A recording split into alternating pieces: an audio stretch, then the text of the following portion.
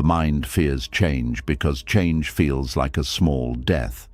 It asks you to release the person you have been, the pain you have known, the story you have repeated, and the safety you created around what is familiar. But if staying the same truly protected you, why does it still feel so heavy? Why does the same old life keep stealing your peace? Why do you keep asking for freedom while holding tightly to the very thing that keeps you trapped? The truth is, change is not always the enemy. Sometimes change is the door your suffering has been trying to open for you. Buddhist wisdom teaches that the mind does not fear change because change will destroy you. It fears change because change will expose what was never truly yours to begin with. Tonight, as you listen to these teachings, something quiet will begin inside you. The fear that once felt powerful will start to lose its voice. The old attachments that once felt like home will begin to feel like chains. You will see that impermanence is not punishment, but truth. Letting go is not loss, but release. And the freedom you have been praying for may be hiding behind the very change you keep resisting. When you wake tomorrow, you may not become a different person all at once, but you may finally stop fighting the part of life that is trying to set you free. This is not just another lesson about change. This is a gentle return to the truth that nothing fixed can imprison a mind that is ready to awaken. Are you ready? Let's begin. And this is where the first truth begins. The mind does not only fear change because change is unknown. It fears change because change asks it to loosen its grip on what it has mistaken for safety. There is a strange pain in wanting freedom while still holding the cage. You may say you want peace, but part of you still reaches for the same thoughts that disturb you. You may say you want healing, but part of you still returns to the same memory, the same person, the same version of yourself that keeps the wound alive. You may say you are tired of suffering, but when life offers you a way out, something inside whispers, "What if I lose who I am without this?" That is the quiet power of attachment. It does not always feel like desire. Sometimes attachment feels like loyalty. Sometimes it feels like love. Sometimes it feels like responsibility. Sometimes it feels like fear wearing the clothes of wisdom. You tell yourself you are being careful, patient, faithful, realistic, or strong. But beneath all those names, the mind may simply be afraid to release what has become familiar. Buddhist wisdom teaches that attachment is one of the deepest roots of suffering. Not because caring is wrong, not because love is wrong, not because having dreams is wrong, but because the mind begins to suffer when it tries to possess what was never meant to be possessed. It clings to people, outcomes, memories, identities, comfort, pain, control, and even old sadness. Then, when life begins to move, the mind panics. It says, "Do not change, do not leave, do not end, do not become different." But life has never obeyed that command. Everything moves, everything shifts, everything breathes in and breathes out. The body changes, relationships change, feelings change, seasons change. Even the thoughts you believed yesterday may not fit the person you are becoming today. The mind sees this movement and becomes afraid because attachment wants life to stay still. Attachment wants the river to stop flowing so it can feel secure. But a river that stops flowing does not become peaceful. It becomes trapped. This is why freedom can feel frightening. Freedom means space. Freedom means possibility. Freedom means no longer being controlled by what once defined you. But to the attached mind, space can feel like emptiness. Possibility can feel like danger. A new life can feel like betrayal of the old one. So even when the door opens, the mind may stay seated inside the room, not because the room is peaceful, but because the room is known. Many people do not stay stuck because they love their suffering. They stay stuck because their suffering has become familiar. The familiar pain has a shape. It has a voice. It has a routine. You know how to carry it. You know when it comes. You know what it tells you. You know how to explain yourself through it. But freedom has no such certainty. Freedom asks you to step into a space where the old excuses may no longer work, where the old identity may no longer protect you, where the old story may no longer give you a reason to remain small. And this is where the mind begins to resist. It says, "I want peace," but then it keeps replaying the argument. It says, "I want to move on," but then it keeps checking the past for signs. It says, "I want to be happy," but then it keeps choosing the thoughts that prove life is unfair. It says, "I want change," but only if change does not ask for surrender. But true change always asks for surrender. Not surrender as weakness, but surrender as honesty. The honesty to say, this attachment is no longer protecting me. It is only keeping me near what hurts. Attachment makes the mind fear freedom, because freedom removes the object it has been leaning on. Even when that object is painful, the mind may still depend on it for identity. A person may be attached to someone who no longer treats them with tenderness because the attachment gives them a role. They are the one who waits, the one who hopes, the one who proves their love, the one who endures. Letting go would not only mean losing the person, it would mean losing the role they have built around the person. A person may be attached to anger because anger gives them energy. Without anger, they may have to feel grief. They may have to admit they were hurt. They may have to stop using bitterness as armor. So the mind says, "I cannot let this go." But beneath that sentence is another sentence. "I do not know who I am without this anger." A person may be attached to sadness because sadness keeps them connected to what they lost. They fear that healing means forgetting. They fear that smiling again means the past no longer mattered. So they keep the wound open, not because they enjoy bleeding, but because they believe pain is proof of love. Buddhist wisdom gently questions this. It asks, can love remain without suffering? Can memory remain without chains? Can you honor what was without imprisoning yourself inside it? This is not an easy question. The heart does not open its grip just because the mind hears a wise sentence. Attachment is emotional. It lives in the body. It hides in habits. It returns in quiet moments. It appears when the room is still, when the phone is silent, when the future feels unclear. You may understand that something is over, but still feel pulled toward it. You may know that a path is hurting you, but still feel afraid to walk away. This does not make you weak. It makes you human. The Buddha did not teach detachment as coldness. He taught it as freedom from being ruled by clinging. There is a difference between loving and clinging. Love allows life to breathe. Clinging grabs life by the throat and begs it not to change.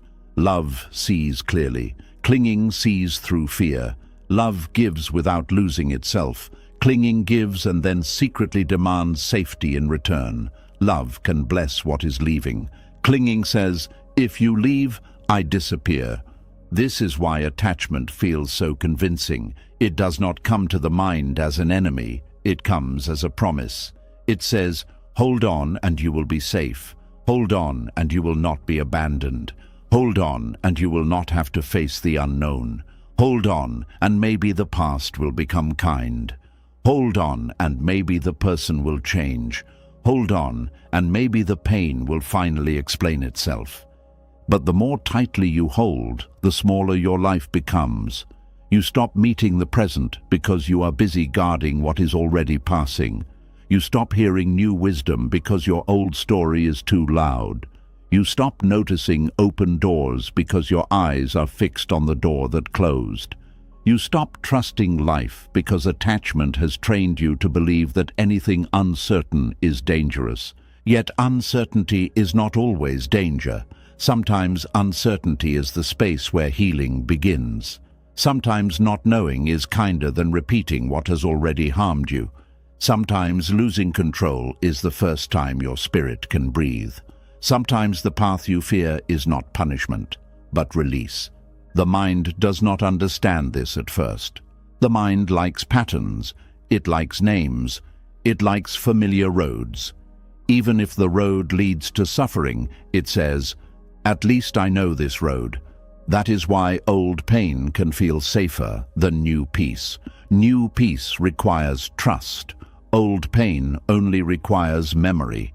New peace asks you to become present. Old pain lets you remain in the past. New peace asks you to meet yourself without the old costume. Old pain gives you something to hide behind. This is why change can feel threatening, even when it would set you free. Change does not only remove a situation, it reveals the attachments that kept the situation alive inside you.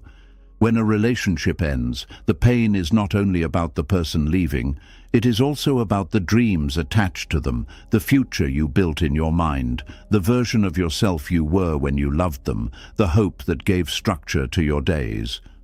When a job ends, the pain is not only about income or routine. It may be about identity, worth, status, belonging, and the fear of becoming unknown to yourself. When a belief falls apart, the pain is not only about being wrong, it is about losing the mental house you lived in. So the mind says, "No, I cannot let this change." But life has already begun changing. The resistance only makes the change hurt more. Buddhist wisdom does not ask you to force yourself into freedom. It asks you to observe the grip. This is very important. Many people turn letting go into another form of violence against themselves. They say, "I should be over this. I should not care. I should not feel this anymore." But that is not awareness. That is rejection. You cannot heal attachment by hating the part of you that clings. You heal it by seeing it clearly. You sit with the fear and ask, "What am I afraid will happen if I let go?" Maybe the answer is, "I will be alone." Maybe it is, "I will have wasted years." Maybe it is, "I will not know what to do next." Maybe it is, "They will forget me." Maybe it is, "I will have to feel the emptiness I have been avoiding." These answers are not enemies. They are doors. They show you where the attachment has tied itself to your sense of survival. The mind often mistakes emotional familiarity for truth. Because something has been present for a long time, it begins to feel real, permanent, and necessary. But Buddhist wisdom reminds us that what is familiar is not always wise. A cage can become familiar. A wound can become familiar. A fear can become familiar. A small life can become familiar. But familiarity does not make something sacred. Sometimes it only means you have repeated it enough times for the mind to stop questioning it. This is why awareness matters. Without awareness, attachment becomes automatic. You reach for the same person, you believe the same thought, you protect the same pain, you choose the same reaction. You call it personality, but it may be conditioning. You call it love, but it may be fear. You call it loyalty, but it may be attachment to suffering. You call it patience, but it may be avoidance of freedom. Awareness pauses the cycle. It does not instantly remove the attachment, but it creates a small space between the feeling and the action. In that space you begin to see. You see the moment your mind wants to run back. You see the story it uses to justify the return. You see how the body tightens when change comes near. You see how fear pretends to be wisdom. You see how the past tries to dress itself as destiny. And once you see clearly, the attachment begins to lose some of its power, not all at once, not dramatically, but slowly, like a knot loosening under warm hands. The mind fears freedom because freedom requires responsibility. As long as you are attached, you can blame the cage. You can say, "I cannot be peaceful because of them. I cannot move forward because of what happened. I cannot change because life has been unfair." And sometimes life has been unfair. Some pain is real. Some wounds were not chosen, some losses were not deserved. Buddhist wisdom does not deny this. It does not ask you to pretend pain did not happen. But it does ask a deeper question: must the wound remain your master? Freedom means you no longer build your whole life around what hurt you. That can feel terrifying because it means the next step belongs to you. It means you may have to choose differently. It means you may have to stop waiting for the past to give permission. It means you may have to stop asking the person who hurt you to become the person who heals you. It means you may have to stop using suffering as proof that you cared. This is why the mind may resist freedom. Freedom removes excuses that once felt protective. It asks you to stand in the present with empty hands and an open heart. It asks you to admit that what happened shaped you, but does not have to own you. It asks you to stop feeding old fires just because you have become used to the warmth of burning. Attachment is powerful because it often attaches not only to pleasure, but to pain. Many people understand attachment to pleasant things. They know the mind clings to comfort, praise, success, affection, and security. But fewer people understand that the mind can cling to suffering too. It can cling to rejection because rejection confirms an old belief. It can cling to chaos because peace feels unfamiliar. It can cling to longing because longing gives life direction. It can cling to disappointment because disappointment protects it from hope. This is one of the hidden reasons freedom feels frightening. If you become free, what happens to the old belief that you are unworthy? If you become peaceful, what happens to the identity built around survival? If you become open to life again, what happens to the part of you that promised never to trust? If you release the past, what happens to the story you have used to explain your pain? The mind may not know how to live without that story, so it chooses the known burden over the unknown sky. But Buddhist wisdom teaches that the self is not as fixed as we think. The person you are protecting so fiercely is already changing. The you who first experienced the pain is not exactly the same you listening now. Your body has changed, your thoughts have changed, your understanding has changed, even your grief has changed shape many times. Yet attachment tries to freeze you around one version of yourself. It says, "This is who I am, this is what happened, this is what I must carry." But life keeps whispering, "You are not only this." There is deep mercy in that whisper. You are not only your fear, you are not only your attachment. You are not only the relationship that ended, the mistake you made, the dream that failed, the person who left, the pain that stayed, or the version of you that did not know better. You are a moving stream, not a stone. You are allowed to change because you are already changing.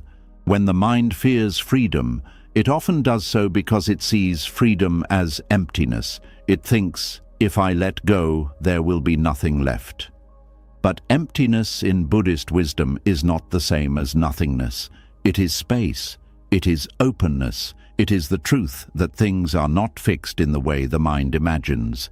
This can feel scary at first because the mind wants solid ground. But what if the solid ground you have been standing on is actually the floor of a prison? What if the emptiness you fear is not a void but a doorway? To release attachment is not to become empty of life. It is to become empty of chains. It is to stop filling your heart with what keeps it heavy. It is to stop calling pressure love, anxiety devotion, obsession loyalty, and fear wisdom. It is to let the hand open and discover that what is true does not need to be strangled to remain. This does not mean you stop caring. It means you care with clearer eyes. You love people without trying to own them. You enjoy moments without demanding they last forever. You pursue dreams without making your worth depend on them. You remember the past without living inside it. You feel grief without becoming grief. You meet change without bowing to panic. That is freedom, not a life where nothing hurts, but a mind that no longer turns every hurt into a home. And still, the path begins gently. You do not have to release everything today. You do not have to become perfectly detached. You only begin by noticing where your hand is closed. Notice what you keep defending, even though it drains you. Notice what you keep returning to, even though it does not bring peace. Notice what you call love, but feels like fear. Notice what you call patience, but feels like self-abandonment. Notice what you call identity, but feels like a prison. This noticing is already a form of awakening. The attached mind says, "I cannot live without this." Awareness asks, "Is that true?" The attached mind says, "If this changes, I will lose myself." Awareness asks, "What self am I afraid to lose?" The attached mind says, "I need certainty before I move." Awareness asks, "Has certainty ever truly existed?" The attached mind says, "This pain is mine."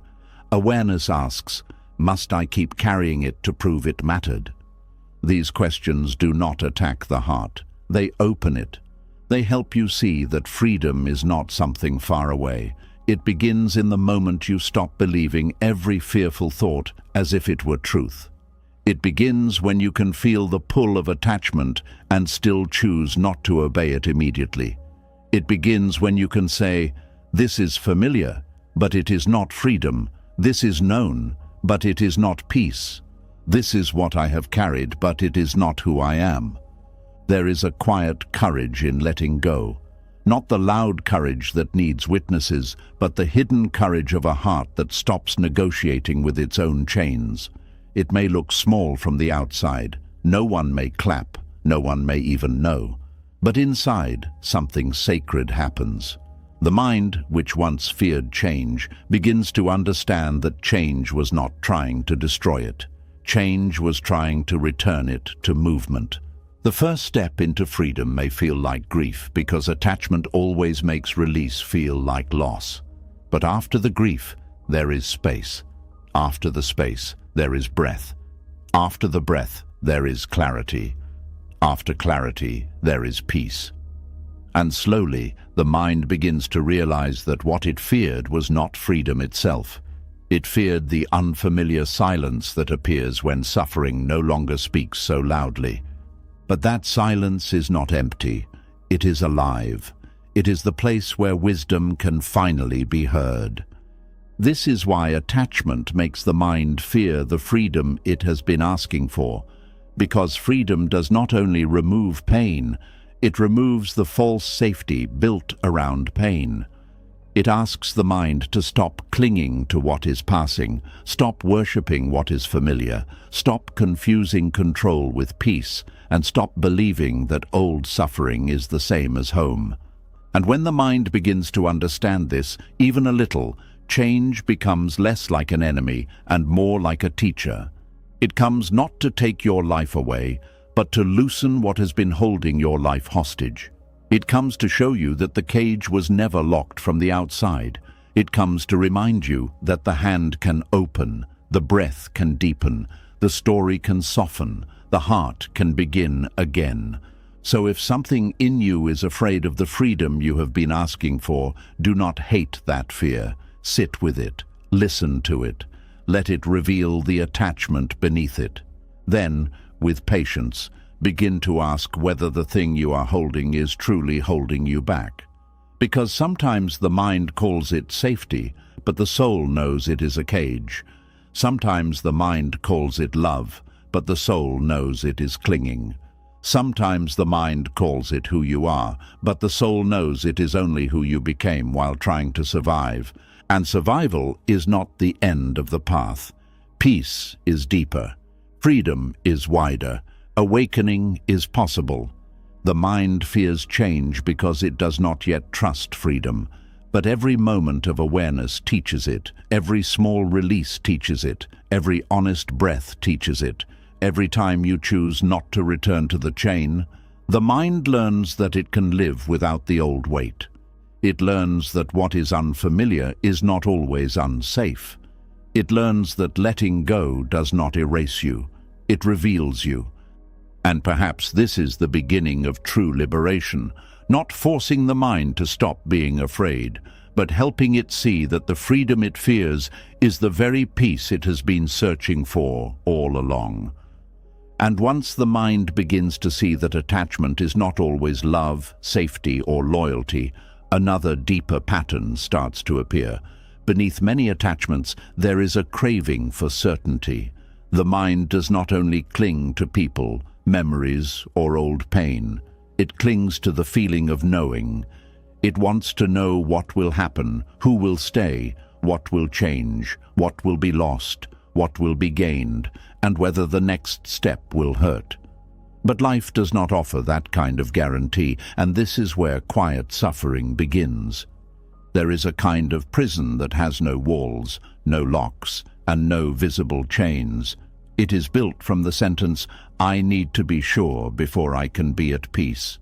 Many people spend years inside this prison without realizing it. They do not call it fear, they call it planning. They call it being careful. They call it protecting their heart. They call it wisdom.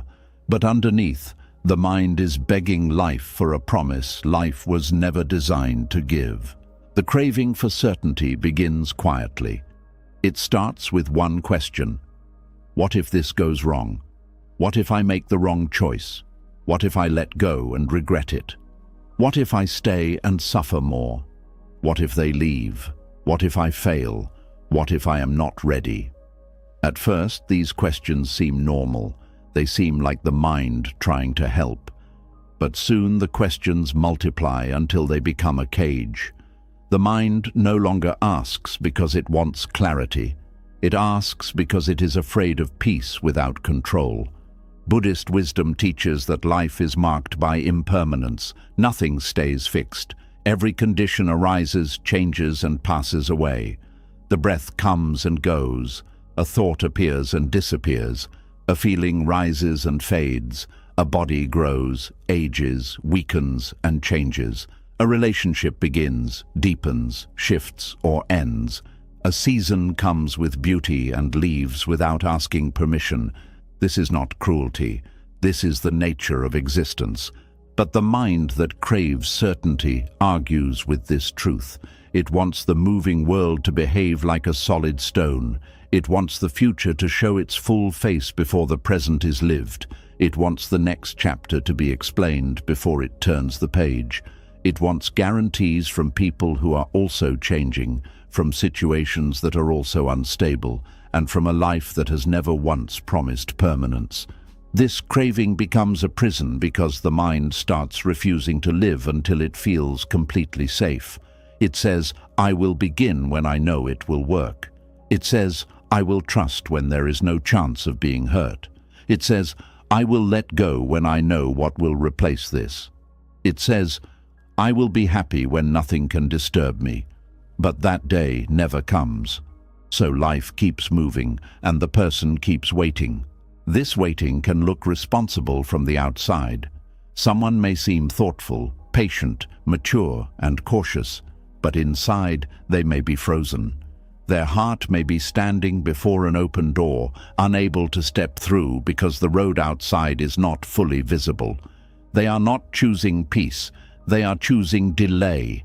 And delay, when it comes from fear, becomes another form of suffering.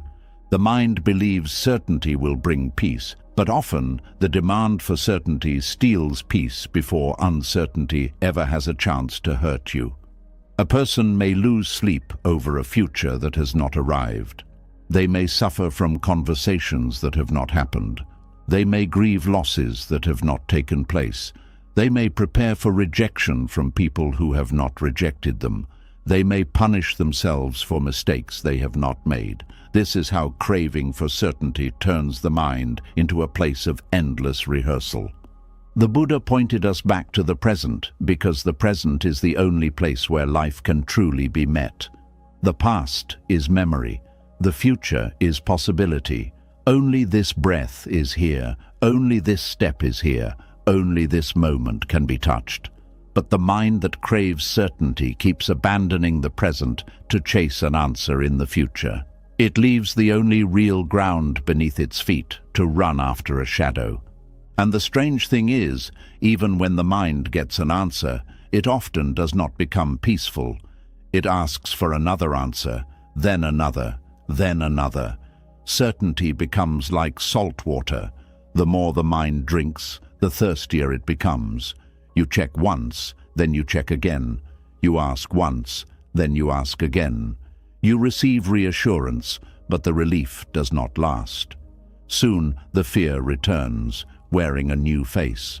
This shows that the real problem was never the absence of information.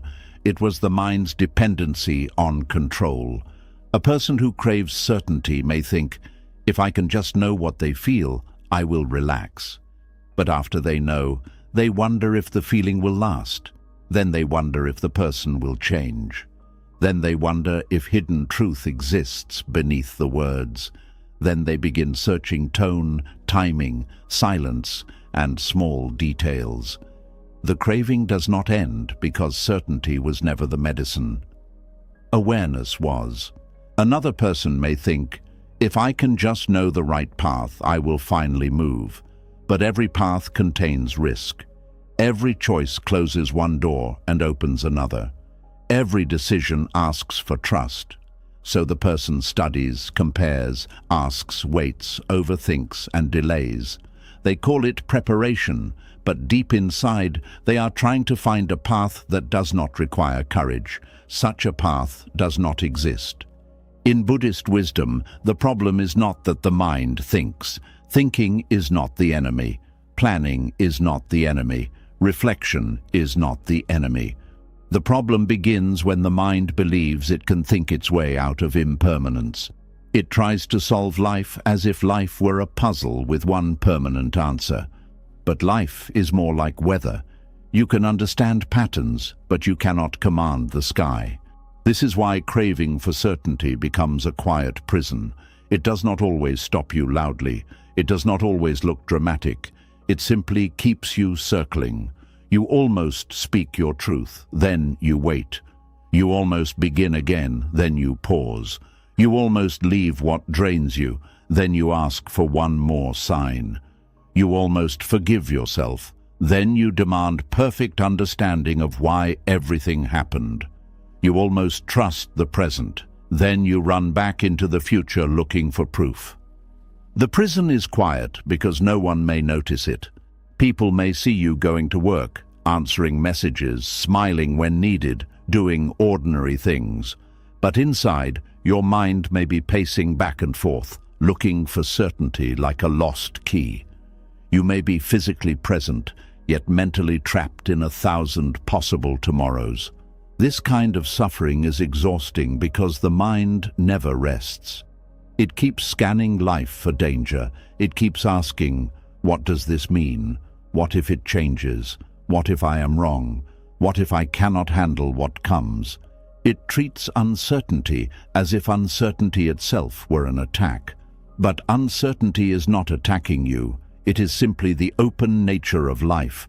A flower does not know how long it will bloom, yet it blooms. A bird does not receive a written guarantee before it flies, yet it moves with the sky.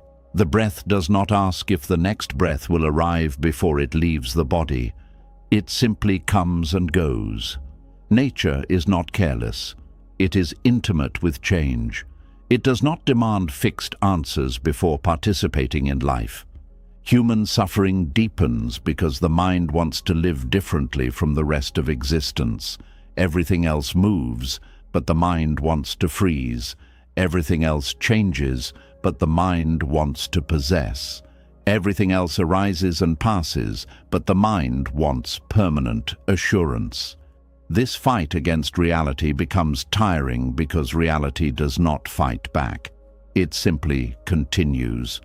In Buddhism, ignorance does not only mean not knowing facts, it means not seeing things as they are. When the mind craves certainty, it is often refusing to see impermanence clearly. It wants to believe there is a final answer that will remove all fear. It wants to believe the future can be controlled if the mind worries enough. It wants to believe pain can be avoided if every step is predicted. But this is a misunderstanding. Worry does not create safety. It only creates the feeling of doing something while peace disappears. Many people mistake overthinking for protection. They believe that if they think about every possible outcome, they will be ready. But there is a difference between wise preparation and mental imprisonment. Wise preparation looks at what can be done and then returns to the present. Mental imprisonment keeps reopening the same question after there is nothing useful left to add. Wise preparation brings clarity. Craving for certainty brings tightness. Wise preparation helps you move. Craving for certainty keeps you stuck. The body often knows the difference before the mind admits it. Wise preparation may feel steady, grounded, and clear. Fearful certainty-seeking feels tense, restless, and endless. It tightens the chest. It disturbs sleep. It makes silence uncomfortable. It makes ordinary delays feel like signs of disaster. It turns the mind into a courtroom where every moment is evidence. This is especially painful in relationships. The mind wants certainty from another human being, but every human being is a changing river too. Someone can love you today and still be growing. Someone can mean their words and still not know everything they will feel in 10 years. Someone can care for you and still be imperfect. This does not mean trust is foolish. It means trust is not built from guaranteed permanence. Trust is built from presence, honesty, and the courage to meet what is real now. When the mind demands total certainty and love, it may destroy the tenderness it wants to protect. It asks too many questions, not from openness, but from fear. It tests people. It watches for signs. It turns small changes into threats. It cannot enjoy closeness because it is already preparing for loss. In trying to prevent pain, it prevents intimacy. Buddhist wisdom would gently ask, can you love what is here without trying to own tomorrow? This question is not easy because the heart wants assurance, but love becomes heavy when it is forced to carry the mind's demand for permanence. Real love breathes better when it is held with open hands. It becomes kinder when it is not turned into a contract against change. This does not mean accepting disrespect, confusion, or harm. Buddhist wisdom is not asking anyone to remain in uncertainty that damages their dignity. There is a difference between natural uncertainty and repeated instability. Natural uncertainty belongs to life. Repeated instability may belong to an unhealthy situation. Awareness helps you know the difference. Craving for certainty often confuses the two. It may stay in chaos, hoping for one final answer when the pattern itself has already spoken. Sometimes the mind says, I need closure, but what it really means is, I want an answer that makes the pain painless. Closure can be helpful when truth is available, but many times the mind uses closure as another chain.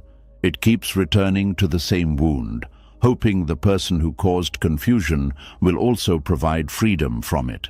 But some answers never come. Some people cannot explain themselves honestly. Some endings remain incomplete. Some stories do not close neatly. If peace depends on a perfect explanation, peace remains under the control of what hurt you. Buddhist wisdom points toward another kind of closure. Not the closure that comes from knowing every detail, but the closure that comes from seeing clearly enough to stop feeding the wound. You may not know why someone acted the way they did. You may not know why a door closed when it did. You may not know why life took a turn you did not expect. But you can know what continued clinging is doing to your heart. You can know whether the search for answers is healing you or keeping you trapped. You can know whether your mind is becoming freer or more tangled. The craving for certainty also appears in the way people relate to themselves. A person may wait to act until they are certain they will not fail, but failure is one of life's teachers. A person may wait to speak until they are certain they will not be judged. But judgment belongs to other minds, and other minds cannot be controlled. A person may wait to change until they are certain they will not feel lonely.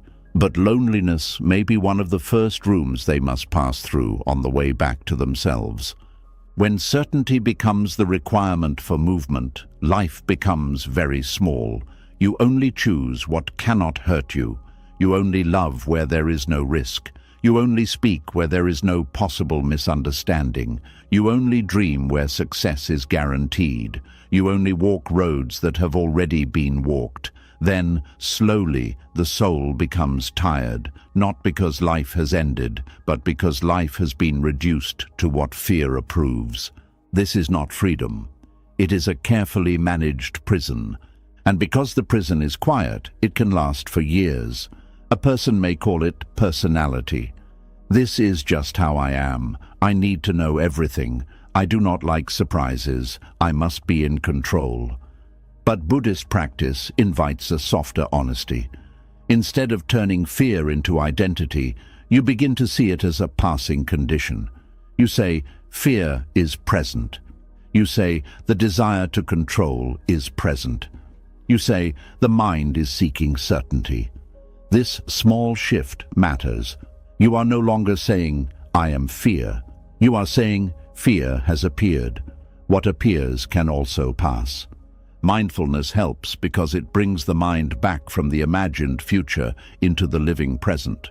When you are mindful, you notice the breath entering and leaving. You notice the body sitting, standing, walking, resting. You notice thoughts without becoming their servant. You notice uncertainty without turning it into danger. You begin to understand that a thought about the future is not the future itself. It is only a thought. This is simple but powerful. The mind may say, something bad will happen. Mindfulness says, a fearful thought is here. The mind may say, I need to know right now. Mindfulness says, craving for certainty is here. The mind may say, I cannot handle not knowing. Mindfulness says, discomfort is here, and I am breathing with it. In this way, you stop being dragged by every mental wave. The craving for certainty loses strength when you learn to stay present with uncertainty without immediately trying to escape it. At first, this may feel uncomfortable. The mind will want to run. It will want to check, ask, search, plan, predict, and control. But if you sit quietly and breathe, you may discover something surprising. Uncertainty is a sensation before it is a story. It may feel like tightness, heat, pressure, restlessness, or heaviness. When you stay with the sensation, instead of obeying the story, the wave begins to change. This is how wisdom grows in the body, not only in the mind. You learn through experience that you can survive not knowing. You learn that a question can remain unanswered for a while without destroying you. You learn that peace is not the reward you receive after controlling everything. Peace is the capacity to remain awake inside what cannot be controlled. This does not mean becoming passive. It does not mean you stop making decisions, stop asking important questions, or stop preparing wisely. Buddhist wisdom is not laziness. It is clear seeing. You do what can be done. You speak when speech is needed. You choose when a choice is before you. You protect your dignity when a situation is harmful. But after you have done what is yours to do, you stop torturing yourself over what belongs to time, karma, other people, and changing conditions. There is a deep humility in this. The craving for certainty often comes from the ego's belief that it should be able to control more than it can. It wants to stand above life and manage every outcome. But awakening begins when you admit, I am part of life, not the owner of life. This is not defeat, it is relief. You do not have to hold the whole sky together. You do not have to solve every tomorrow tonight. You do not have to know the entire path before taking the next honest step. The next honest step is often enough. The mind resists this because it wants the whole map. It wants to see the mountain, the valley, the storm, the shelter, the ending, and the reward. But many paths are revealed only through walking. This is not because life is trying to trick you. It is because growth requires participation. Wisdom is not gained by standing outside life demanding guarantees. Wisdom is gained by meeting life directly, one breath, one step, one choice at a time. When certainty becomes a prison, the present moment feels like something to escape. You become unable to rest where you are because you are always leaning into what might happen next. Even good moments become unstable because the mind asks, how long will this last? A peaceful day becomes a setup for fear. A kind word becomes something to doubt. A new beginning becomes something to test. The mind cannot receive life because it is too busy trying to secure it. Buddhist wisdom teaches that clinging creates suffering because it turns living experiences into possessions. The mind says, this happiness must stay. Then fear begins. This person must not change. Then anxiety begins. This identity must remain. Then defensiveness begins. This plan must happen. Then disappointment begins. The craving for certainty is one of the ways clinging protects itself. It tries to make life promise not to move. But life is movement. And when you accept this, something inside softens. You may still plan, but you no longer worship the plan. You may still love, but you no longer demand that love remove all uncertainty. You may still hope, but you no longer make hope a prison. You may still feel fear, but you no longer treat fear as a command. This is the beginning of inner freedom. There is a beautiful peace that comes when you stop asking life to become completely predictable before you allow yourself to live. You begin to taste small moments again, the warmth of tea, the quiet of early morning, the sound of rain, the kindness in someone's voice, the feeling of your own breath returning. These things do not answer every question, but they bring you back to the only life you actually have. The mind may say, but what about tomorrow? Buddhist wisdom answers, meet this moment clearly, and you will meet tomorrow with a clearer heart. The mind may say, but what if I suffer? Wisdom answers, you have suffered before and awareness can help you suffer less. The mind may say, but what if things change?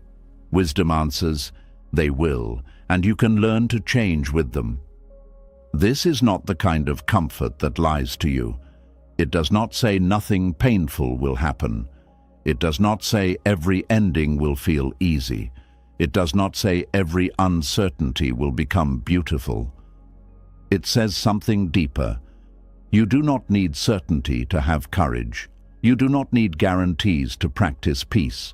You do not need to control life before you can trust your capacity to meet it. The craving for certainty weakens when trust grows. Not blind trust in people, not blind trust that everything will happen the way you want, but trust in awareness. Trust that you can pause before reacting. Trust that you can breathe before believing fear. Trust that you can learn from what comes. Trust that even when life changes, the awakened part of you can remain present. This trust is built slowly. Every time you face a small unknown without running back to old habits, trust grows. Every time you allow a question to remain open without forcing an answer, trust grows. Every time you choose the next honest step instead of demanding the whole road, trust grows. Every time you release the need to control another person's mind, trust grows. Every time you return to the breath instead of chasing a future thought, trust grows. And with trust, the prison begins to open. You may still feel uncertainty, but it no longer owns you. You may still prefer clarity, but you no longer collapse without it. You may still make plans, but you no longer mistake plans for safety itself. You may still care about outcomes, but you no longer hand your whole piece to them. You begin to understand that life was never asking you to know everything. It was asking you to be awake for what is here. This is why craving for certainty becomes a quiet prison in Buddhist wisdom. It traps the mind in future thoughts. It makes the present feel incomplete. It turns planning into fear, love into control, patience into delay, and reflection into endless mental noise. It convinces the heart that peace is waiting somewhere after the final answer, when peace can only be practiced in this breath. And when the mind sees this clearly, it stops begging the future to save it. It stops demanding guarantees from changing things. It stops treating uncertainty like a personal enemy. It begins to understand that not knowing is not always a threat. Sometimes not knowing is the doorway through which humility enters. Sometimes it is the space where trust is born. Sometimes it is the silence where wisdom finally becomes audible. So when your mind says, "I must know before I can be free," pause gently. Place one hand over the restless place inside you, even if only in spirit, and ask, "Is certainty truly what I need, or am I being invited to trust this moment more deeply?" Ask, "Have all my attempts to control the future brought me peace, or have they only made my world smaller?" Ask, "What would I do today if I did not need life to promise me tomorrow first?" These questions can loosen the bars. They can show you that the prison was built from fear, and fear can be understood. They can help you see that certainty is not the same as safety, and control is not the same as peace. They can return you to the quiet truth that the present moment, though uncertain, is still alive, still open, still offering you one breath at a time. And perhaps this is where the path deepens. After attachment has been seen, and after the craving for certainty begins to reveal its hidden chains, the heart becomes ready to face an even more subtle teaching. The way clinging can turn even pain into identity, until a person no longer knows whether they are holding the wound or the wound is holding them.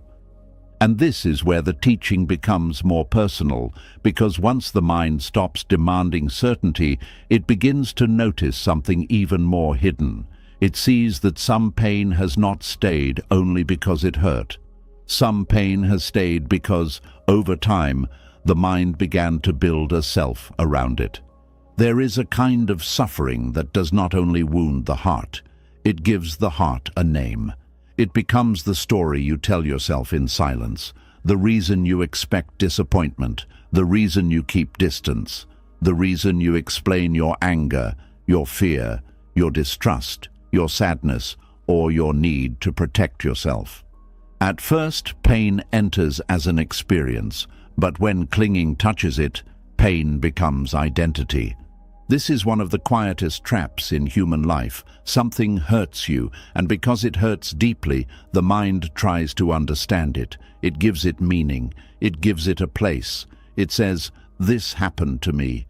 That is natural. That is human. But slowly, if awareness is absent, the sentence changes. It is no longer, "This happened to me." It becomes, "This is who I am." And when pain becomes who you are, healing starts to feel like losing yourself. The Buddha taught that clinging creates suffering because the mind does not simply experience things and let them pass. It grabs them. It says, "This is mine, this is me, this is myself." This can happen with pleasure, success, love, beauty, respect, and comfort. But it can also happen with wounds.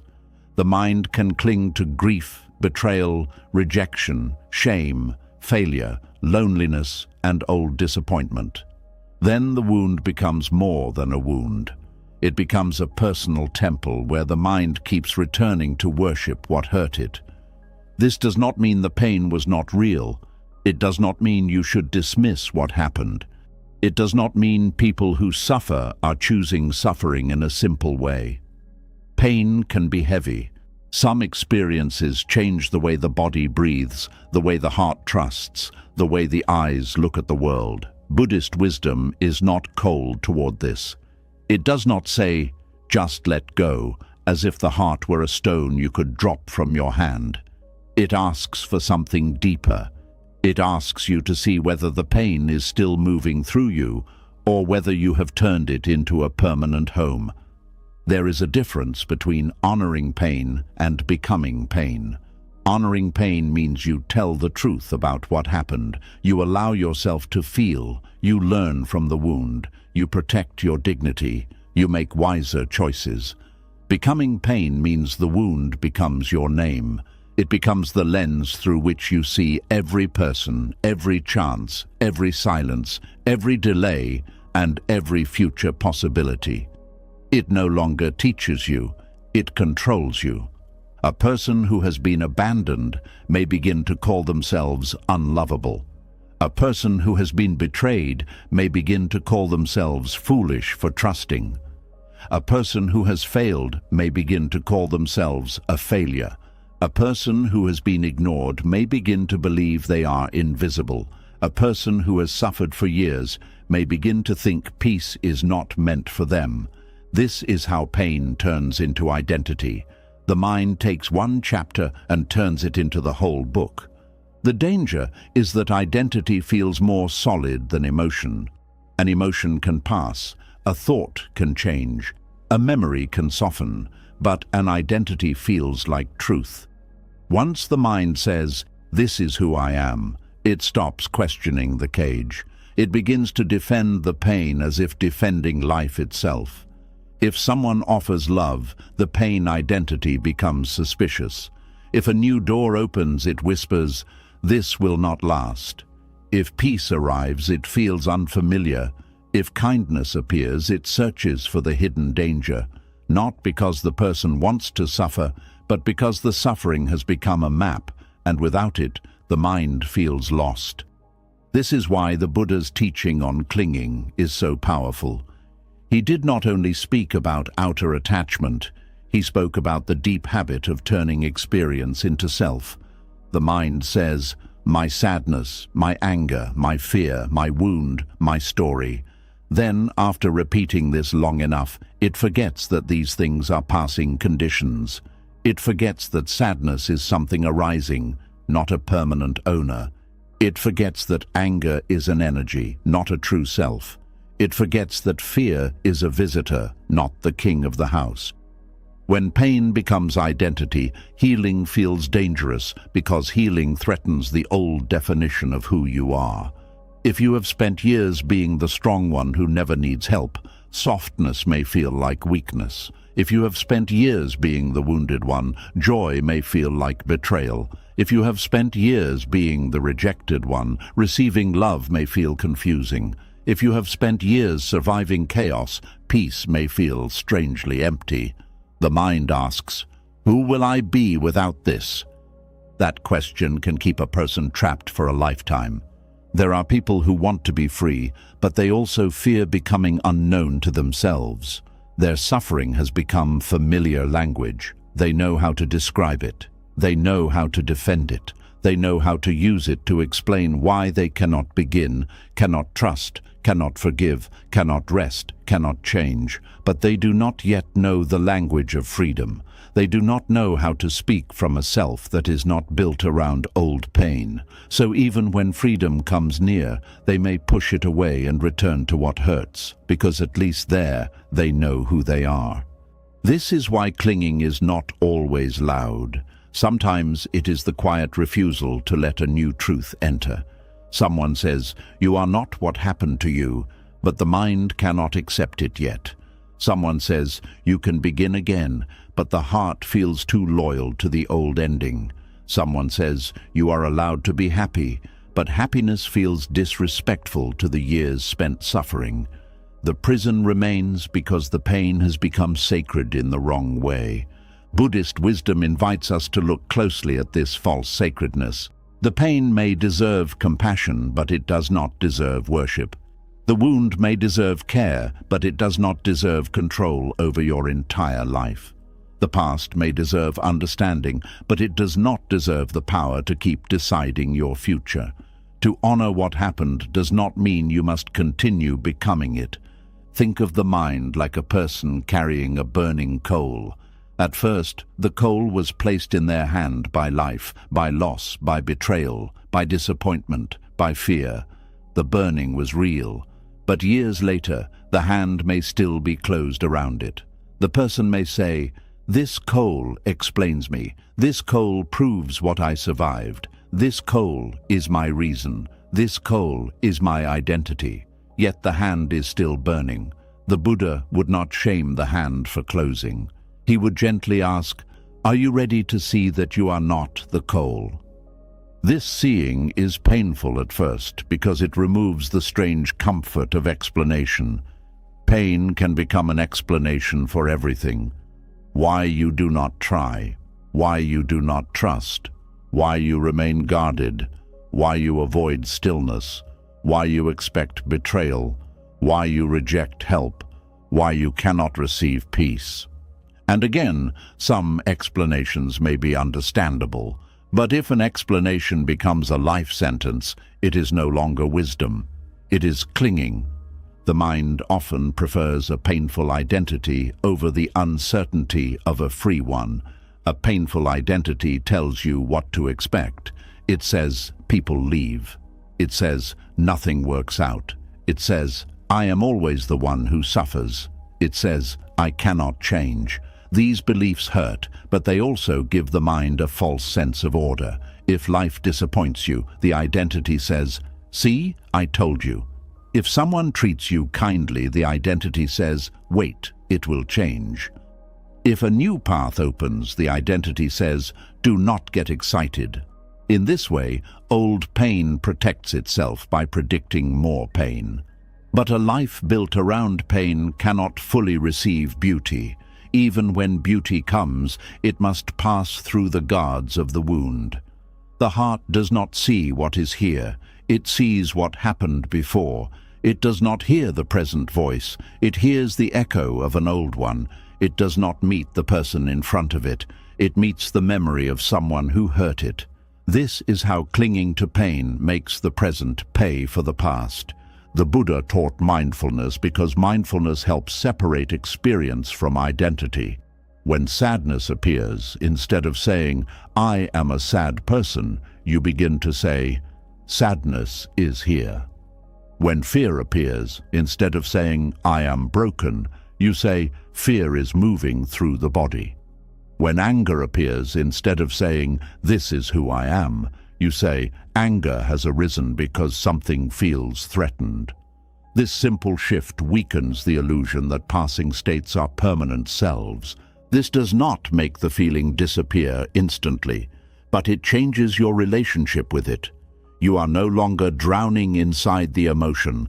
You are witnessing it. You are no longer bowing before the old story. You are listening with awareness. You are no longer tightening around pain as identity. You are allowing pain to be seen as something conditioned, something arising from causes, something that can change when the conditions change. This is one of the deepest mercies of Buddhist wisdom. What has arisen from conditions is not fixed. If distrust arose from betrayal, then with time, awareness, right boundaries, and safe experience, new trust can slowly arise. If shame arose from harsh words, then with compassion, understanding, and truth, shame can soften. If fear arose from loss, then with patient presence, fear can learn that not every moment is the old moment returning. If bitterness arose from unhealed grief, then with honest mourning, the bitterness can lose its job.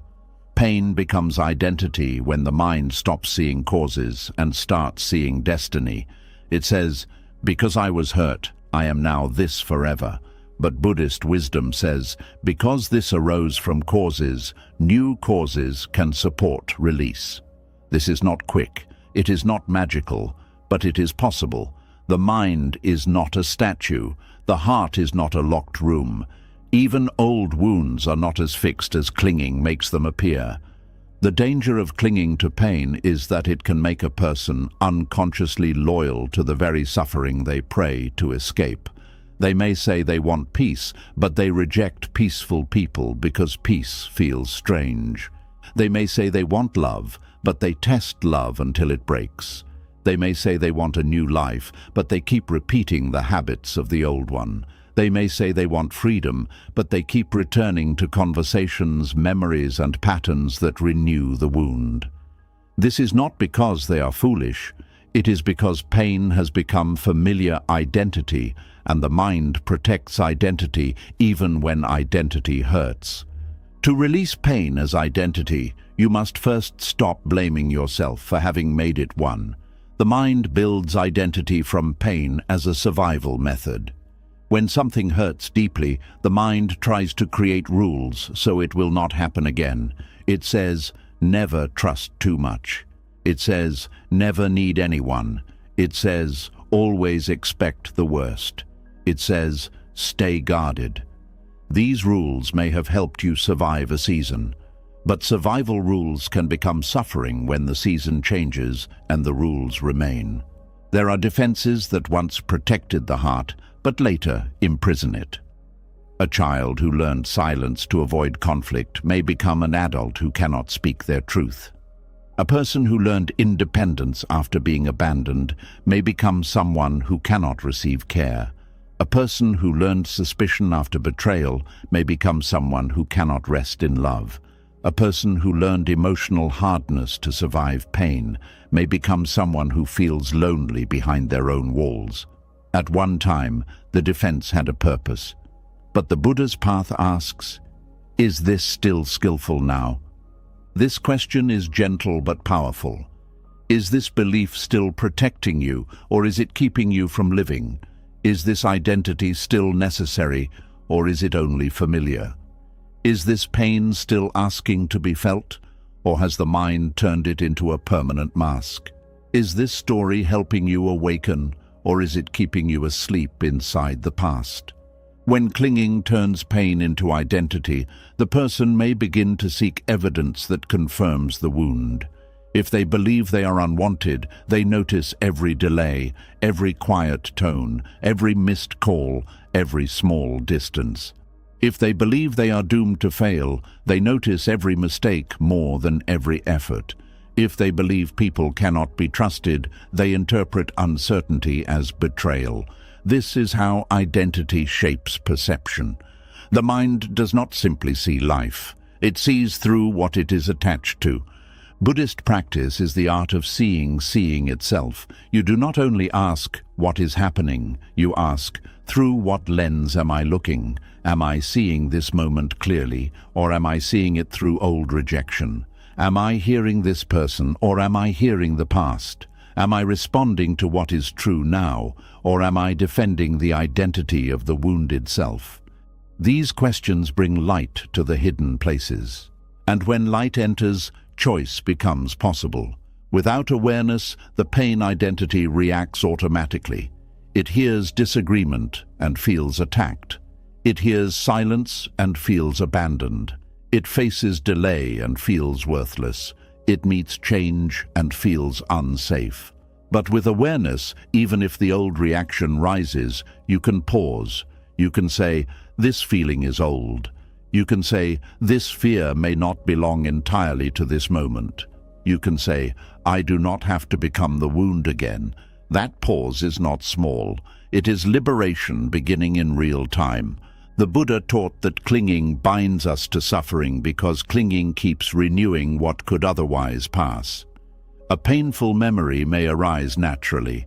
That is not the problem. The problem begins when the mind feeds it, repeats it, decorates it, identifies with it, and then uses it to define reality. A memory comes as a visitor, but clinging gives it a permanent room. A feeling comes as weather, but clinging calls it climate. A wound comes as an event, but clinging turns it into a self. This is why the practice is not to destroy memory. Memory has its place. It teaches, protects, and helps us understand. The practice is to stop letting memory rule perception. The past can be a teacher, but it becomes suffering when it becomes a master. The past can guide discernment, but it becomes a prison when it forbids new life. The past can explain certain fears, but it should not be allowed to become the final authority over who you are allowed to become. A person may think that releasing pain as identity means the pain no longer mattered. This is one of the deepest fears. If I am no longer the wounded one, was the wound meaningless? If I stop carrying grief every day, does that mean I did not love deeply? If I heal from what they did, does that mean they got away with it?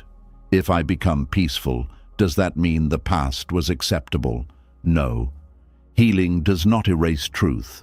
Peace does not excuse harm. Letting go does not declare that what happened was right. It simply means you no longer allow what happened to keep happening inside you every day. You can remember without reopening. You can learn without hardening. You can honor without clinging. You can tell the truth without living chained to it. This is hard because pain sometimes feels like proof. Proof that you loved. Proof that you survived. Proof that you were wronged. Proof that your story matters. But your story does not need your endless suffering in order to matter. Love does not require permanent bleeding. Survival does not require permanent fear. Justice does not require your inner life to remain destroyed. You can carry wisdom instead of wounds. You can carry boundaries instead of bitterness. You can carry compassion instead of self-punishment. The Buddha's teaching points toward release, not denial. Denial says, nothing happened. Release says, it happened, and I am no longer willing to become only that. Denial pushes pain into darkness. Release brings pain into awareness until it no longer needs to rule. Denial pretends the wound is not there. Release tends to the wound without building a throne for it. When pain becomes identity, people often confuse healing with becoming someone else. But healing is not becoming a stranger, it is becoming less trapped.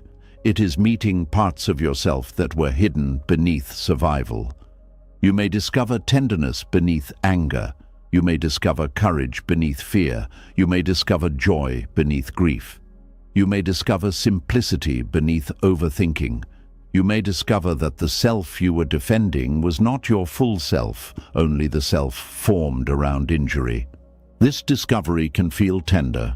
Sometimes when people begin to heal, they grieve how long they lived inside the old story.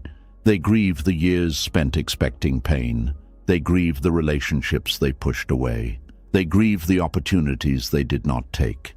They grieve the peace they did not believe they deserved. This grief is not failure. It is part of waking up. When the cage opens, you may cry for the time spent inside it. But those tears can become cleansing, not another identity. There is no need to turn healing into pressure. The mind that has clung to pain for years may not release it in one night. It may return to the old story many times.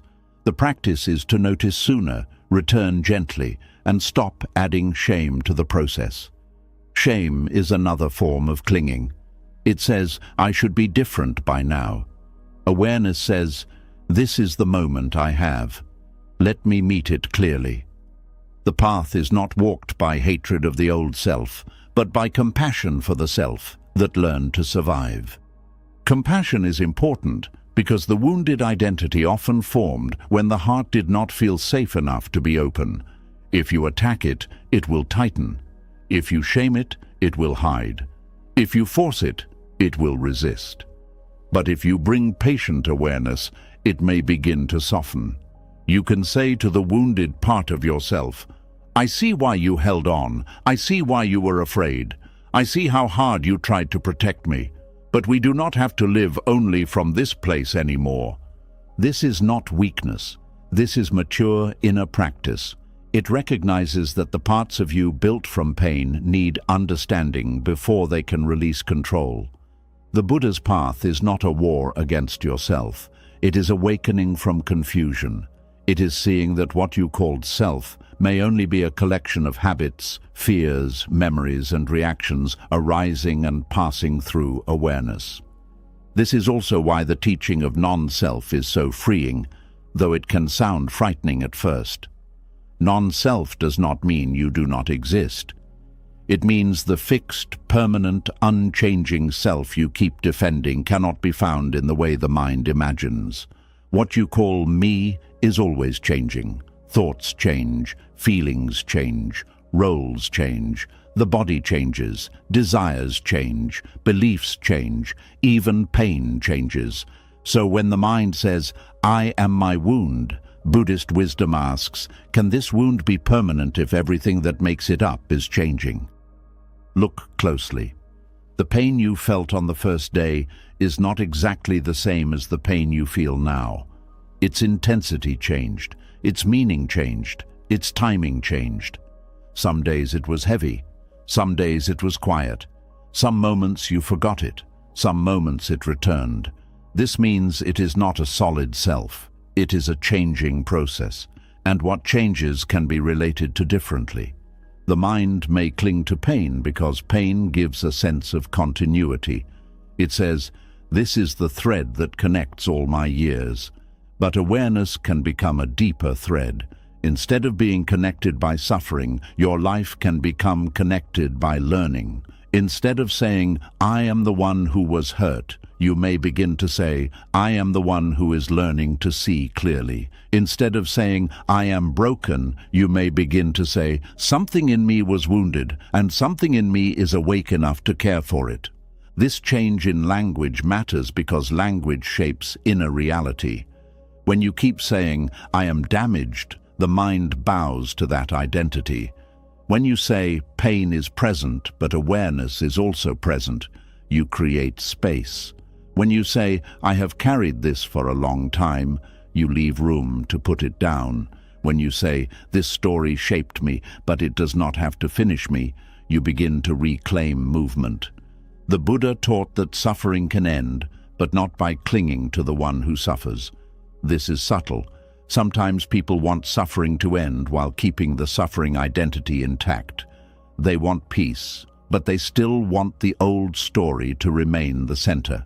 They want freedom, but they still want to be defined by the cage. True release asks for more. It asks you not only to let go of pain, but to let go of the self-image formed around pain. This may be why healing can feel like emptiness before it feels like peace. When you are no longer repeating the old story, there may be silence. When you no longer identify as the wounded one, there may be uncertainty.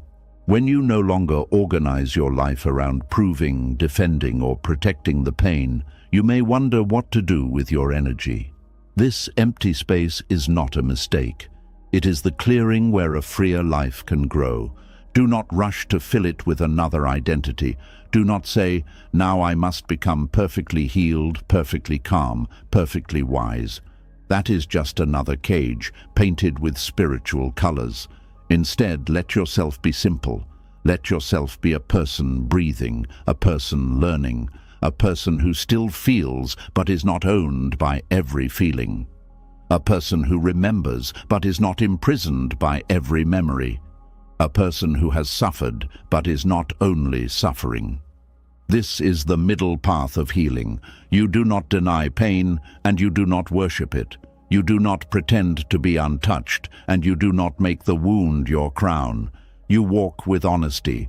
You let what hurts be seen. You let what is old be questioned. You let what is passing pass. You let awareness become larger than the story. And slowly, the identity begins to loosen. You may notice it in small moments. A memory comes, and you do not follow it as far as before. Someone's silence appears, and you do not immediately turn it into rejection. A fear rises, and you breathe instead of obeying. A chance for joy comes, and you allow yourself to receive it without guilt.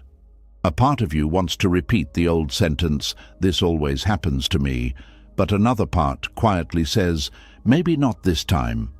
These moments are not small. They are the old self losing its absolute power. The path of awakening is often made of such quiet victories. No one sees them. No one knows how much strength it took not to become the wound again. But inside, something changes. The mind begins to understand that pain can be part of your history without being your identity. The heart begins to trust that releasing the story does not mean betraying itself. The body begins to learn that safety does not always require hardness. The soul begins to feel that freedom is not emptiness, but space. This is why the Buddha taught that clinging can turn even pain into identity. Because the mind, when unaware, does not only suffer from what happens, it suffers from the self it builds around what happens.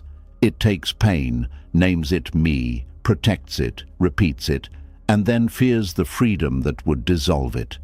But with awareness, the same pain can become a doorway.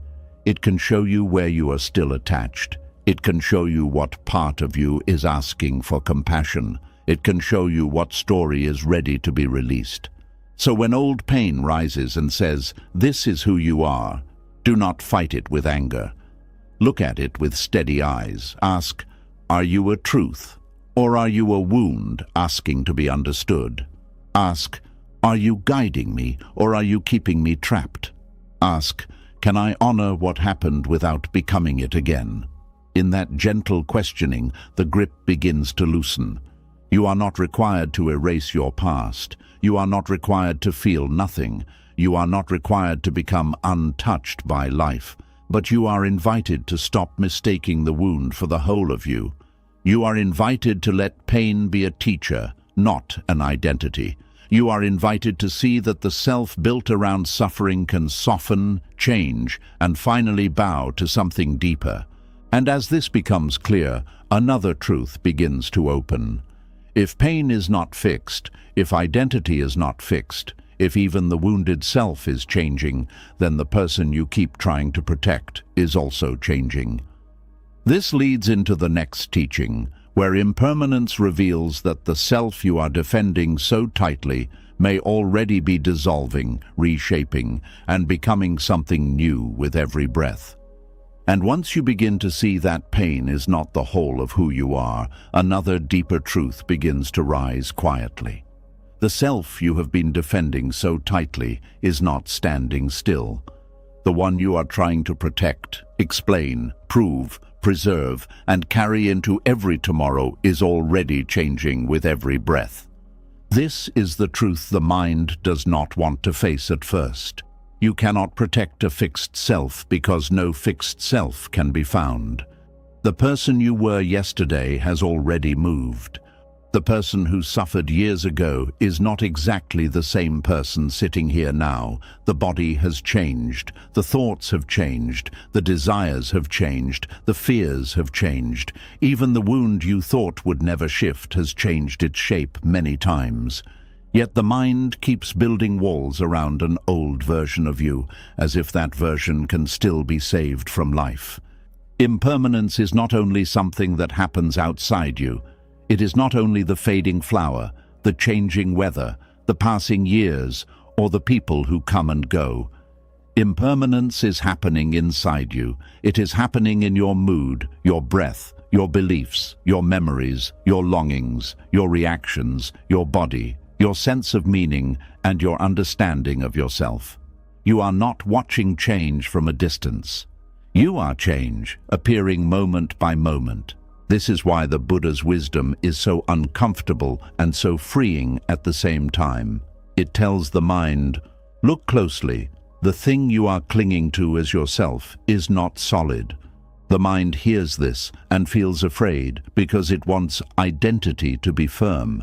It wants to say, this is me, this is who I am, this is what I believe, this is what I must protect, this is the story that explains me. But life does not hold still long enough for those sentences to remain completely true. Think about the person you were 10 years ago. Their worries felt urgent, their desires felt important, their beliefs felt certain, their fears felt real, their plans may have seemed final. They probably thought they understood themselves. But look now, some things that once mattered deeply may no longer move you. Some people you thought you could not live without may now live only as memory. Some dreams may have faded, and some new ones may have appeared. Some pain you thought would end, you may have become something you survived. If the self were fixed, none of this would be possible. The mind struggles with this because it confuses continuity with permanence. You remember your past, so you feel like the same person. You have the same name, the same face in a familiar mirror, the same history, the same family lines, the same memories, and some of the same habits. So the mind says, I am one solid thing moving through time. But Buddhist wisdom looks deeper. It sees that what you call me is more like a flame passed from moment to moment. The flame appears continuous, but it is never exactly the same flame. It is always changing, always being renewed by conditions. This does not mean you are nothing. It means you are not the fixed thing your fear is trying to defend. You are a living process. You are a gathering of conditions, experiences, choices, memories, sensations, habits, and awareness. Some of these have been with you for a long time, but long-lasting is not the same as permanent. A cloud may stretch across the sky for hours, but it is still changing. A river may keep the same name for centuries, but the water is never the same. In the same way, you may carry the same name and story, but the life moving through you is never frozen. This truth matters because much of suffering comes from defending an old self that is already passing away. The mind says, I must remain who I have always been. But who is that? The frightened child, the abandoned lover, the person who failed once, the one who was praised, the one who was rejected, the one who survived by becoming hard, the one who learned to please everyone, the one who stopped trusting, the one who built a whole identity from one season of pain. When you look closely, you begin to see that each version of you was formed by conditions. The child version of you was shaped by what was available then. The younger version of you was shaped by what they knew, what they lacked, what they feared, and what they hoped for.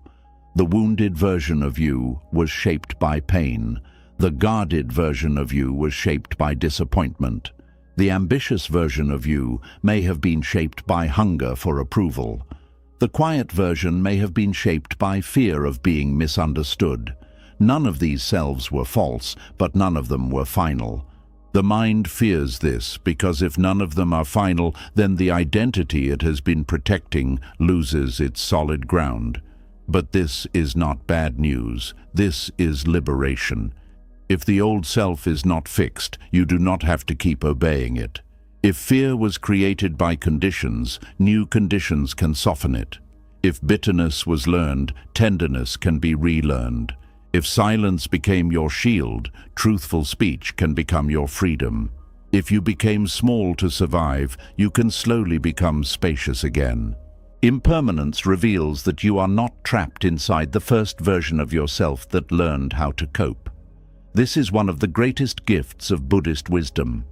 It says, you are changing already.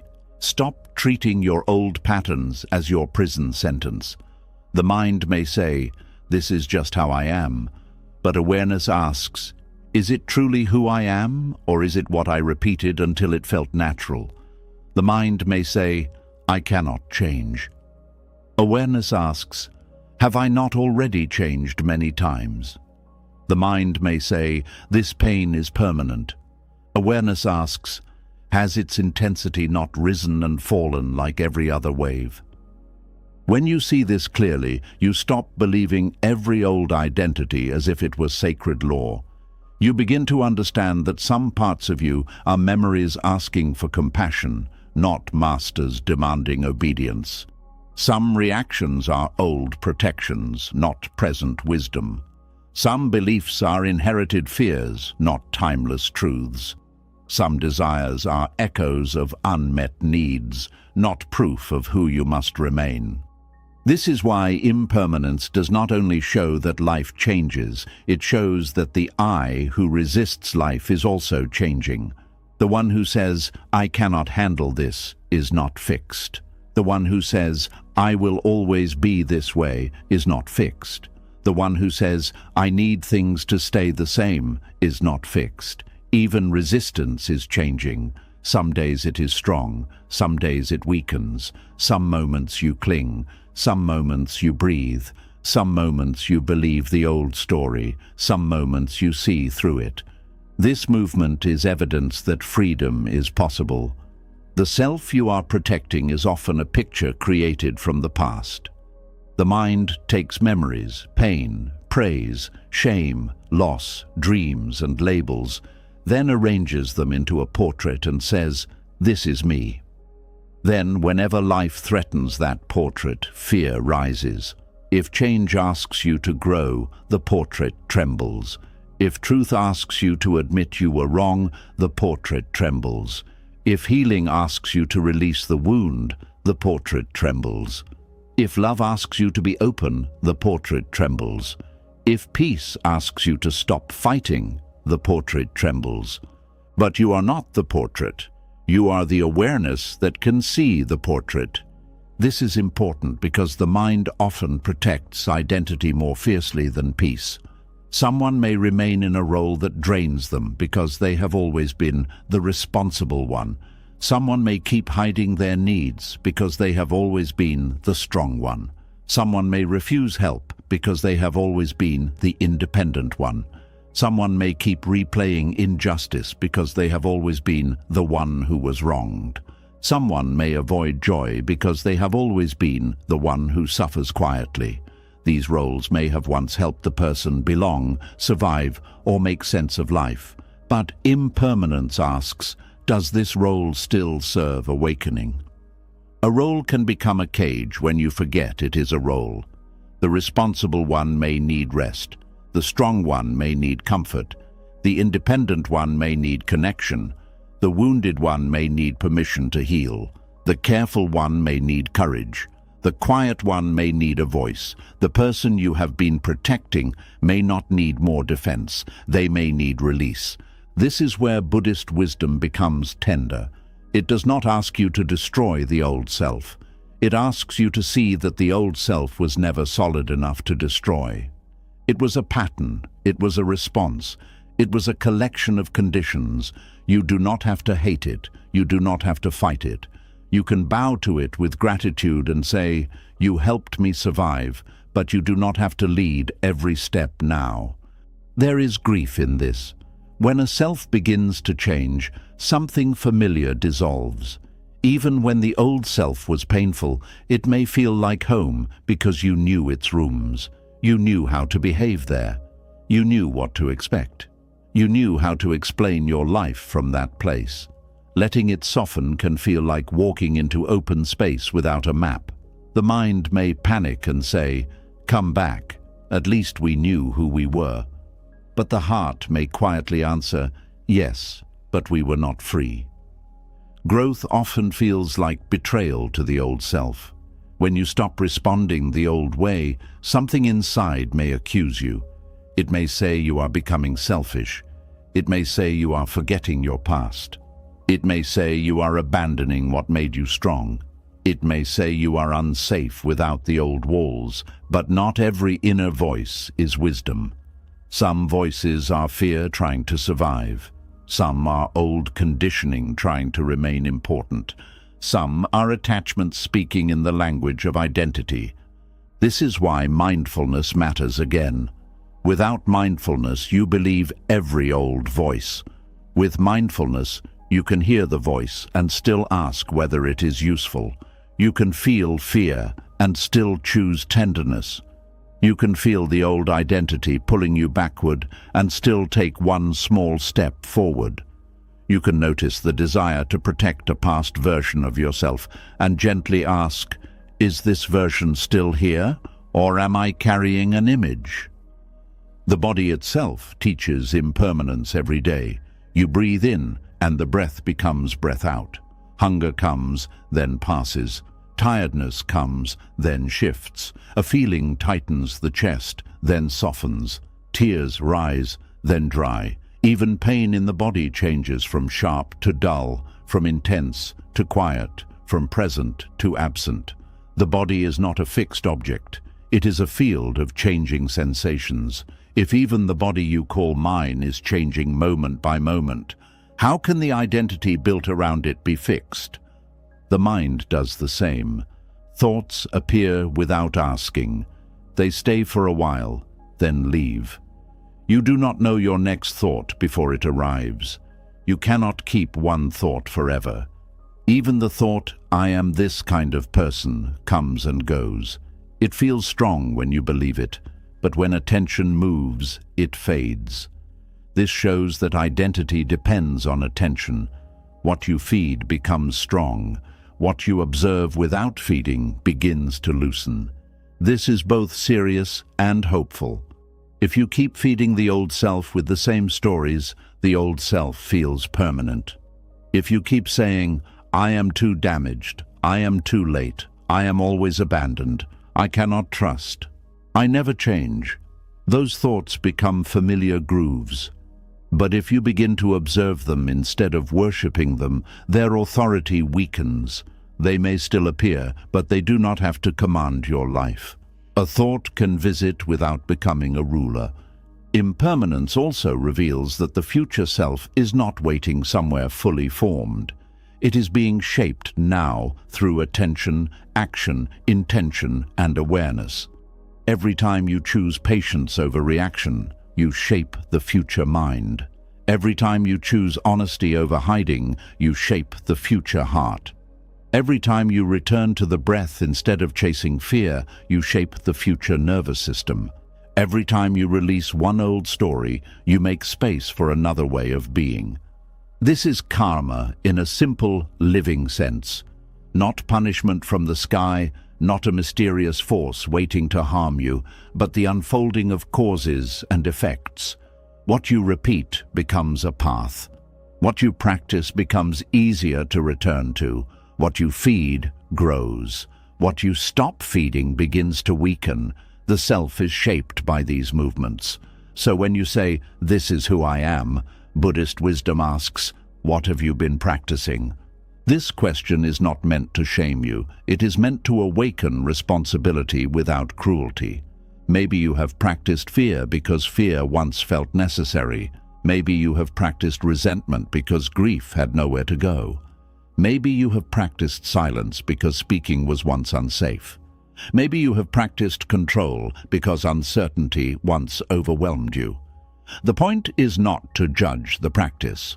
The point is to see that a practice can change. A person who has practiced worry can practice trust in small ways. A person who has practiced self-blame can practice compassion. A person who has practiced avoidance can practice one honest conversation. A person who has practiced clinging can practice letting one breath pass without reaching backward. These small practices matter because the self is not changed only by great dramatic decisions. It is changed by repeated inner movements. This is why the present moment is so powerful. It may look small, but it is the only place where the self is being formed. The past has already given its conditions. The future has not arrived. This moment is where you can see, pause, choose, soften, breathe, release, or return. If you miss this moment because you are defending an old self, the old pattern continues. If you meet this moment with awareness, a new condition enters the stream. The self you are protecting may be built from old conclusions. At one point, you may have concluded, "It is safer not to trust." At another point, "I must do everything alone." At another point, "My feelings are too much." At another point, "Change brings loss." These conclusions may have made sense when they formed, but impermanence means the conditions that created them may no longer be the same. You are older now. You have more understanding now. You have survived things you once feared. You have seen more of life. You may have access to choices you did not have before. Yet the mind often keeps living by conclusions made in earlier pain. It treats old survival decisions as present truth. This is like wearing clothes that no longer fit because they once protected you from cold. At some point, what once covered you begins to restrict you. Buddhist wisdom asks you to examine your inner clothing. What are you still wearing that belongs to an old season? What belief, defense, role, or fear are you carrying because it once helped you survive, even though now it keeps you small? Impermanence is not asking you to throw away your whole past. It is asking you to stop mistaking the past for a permanent identity. Your past is a teacher, but a teacher is not meant to sit on your chest forever. Your wounds are part of your path, but they are not the entire path. Your old self deserves compassion, but not permanent control. If life is changing, and you are changing with it, then every moment carries the possibility of a wiser response. This is why protecting the old self can become suffering.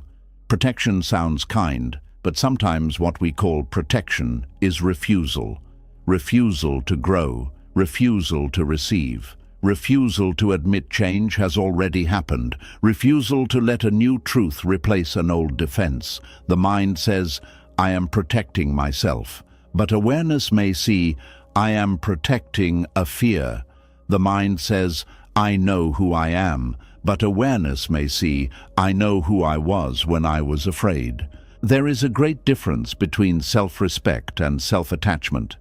Self-respect honors your dignity, your boundaries, your body, your peace, and your path. Self-attachment clings to a fixed image and resists anything that challenges it. Self-respect can change because it is rooted in wisdom. Self-attachment cannot easily change because it is rooted in fear. Self-respect says, I am allowed to grow. Self-attachment says, I must remain familiar to myself. The Buddha's teaching on impermanence gently breaks self-attachment. It shows that you have never remained completely familiar to yourself. You have surprised yourself before. You have outgrown desires before. You have changed opinions before. You have healed in places you thought would always ache. You have become stronger in ways you did not plan. You have survived days that once looked impossible from a distance. If change has already carried you this far, why assume it can only harm you now? Sometimes the fear of change is really the fear of losing an identity that gave you a sense of control. If you are the one who never needs anyone, then needing someone feels dangerous. If you are the one who always understands, then confusion feels shameful. If you are the one who keeps everyone happy, then disappointing someone feels like death. If you are the one who endures, then leaving feels like failure. These identities are not just thoughts, they are emotional contracts. Impermanence asks whether you are ready to stop signing them. This can be unsettling because identities often bring approval. People may have praised you for the very role that now exhausts you. They may have praised your strength when you were actually lonely. They may have praised your patience when you were quietly abandoning yourself.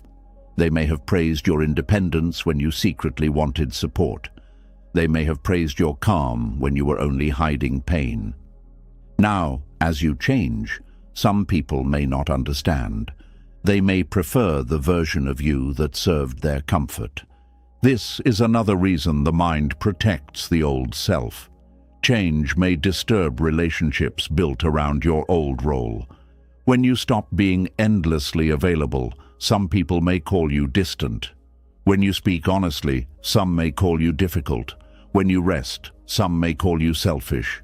When you stop carrying what is not yours, some may say you have changed, and they may be right. You have changed. But not all change is betrayal. Some change is the return of dignity. Buddhist wisdom does not encourage harshness. It encourages clear seeing. You do not need to become cruel to become free. You do not need to reject everyone to grow. But you do need to understand that preserving an old self just to keep others comfortable can become a hidden form of suffering. If the self is already changing, then forcing it to remain small is like trying to keep a tree inside a seed.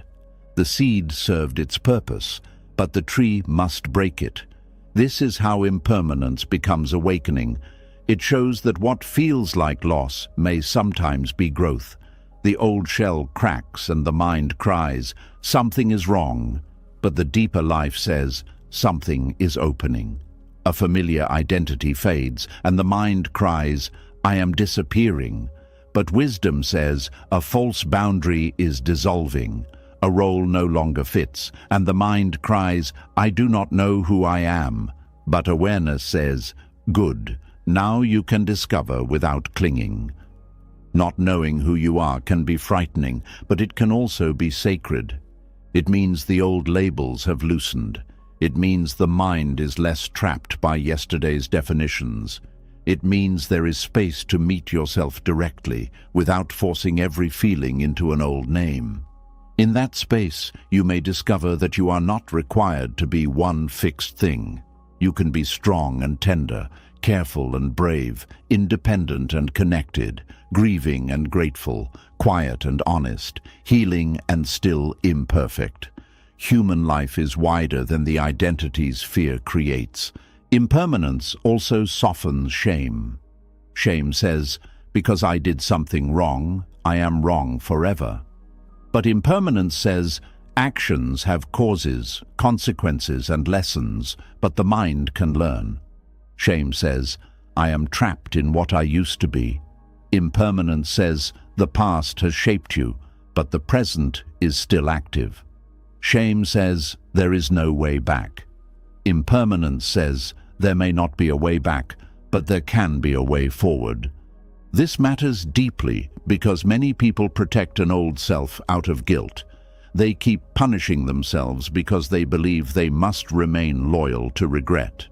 They think becoming peaceful would mean they have not taken responsibility.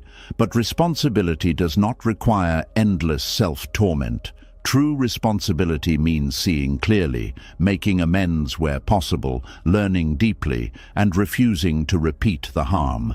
Shame freezes the self around the mistake. Wisdom allows the mistake to become a cause for awakening.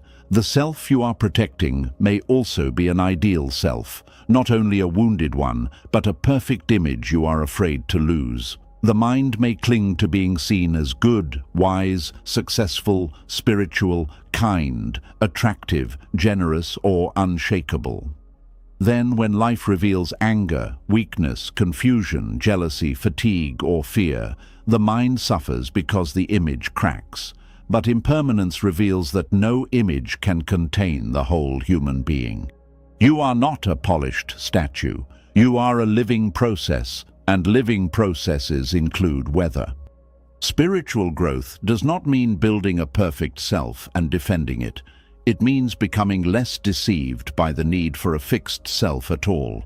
Even the identity of being spiritual can become another attachment. A person may cling to being calm, then feel ashamed when anger arises. They may cling to being detached, then feel frightened when desire appears. They may cling to being wise, then hide confusion. But the path is not performance. The path is honest seeing. If anger appears, see it. If desire appears, see it. If confusion appears, see it. What is seen clearly can teach. What is hidden to protect an image becomes another chain. This is why impermanence is both humbling and merciful. It humbles the ego because it shows that no identity is final.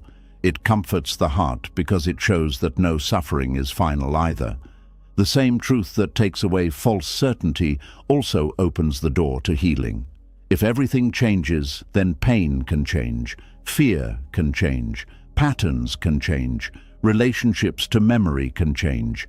The way you speak to yourself can change. The way you meet life can change. Of course, change does not always move at the speed the mind wants.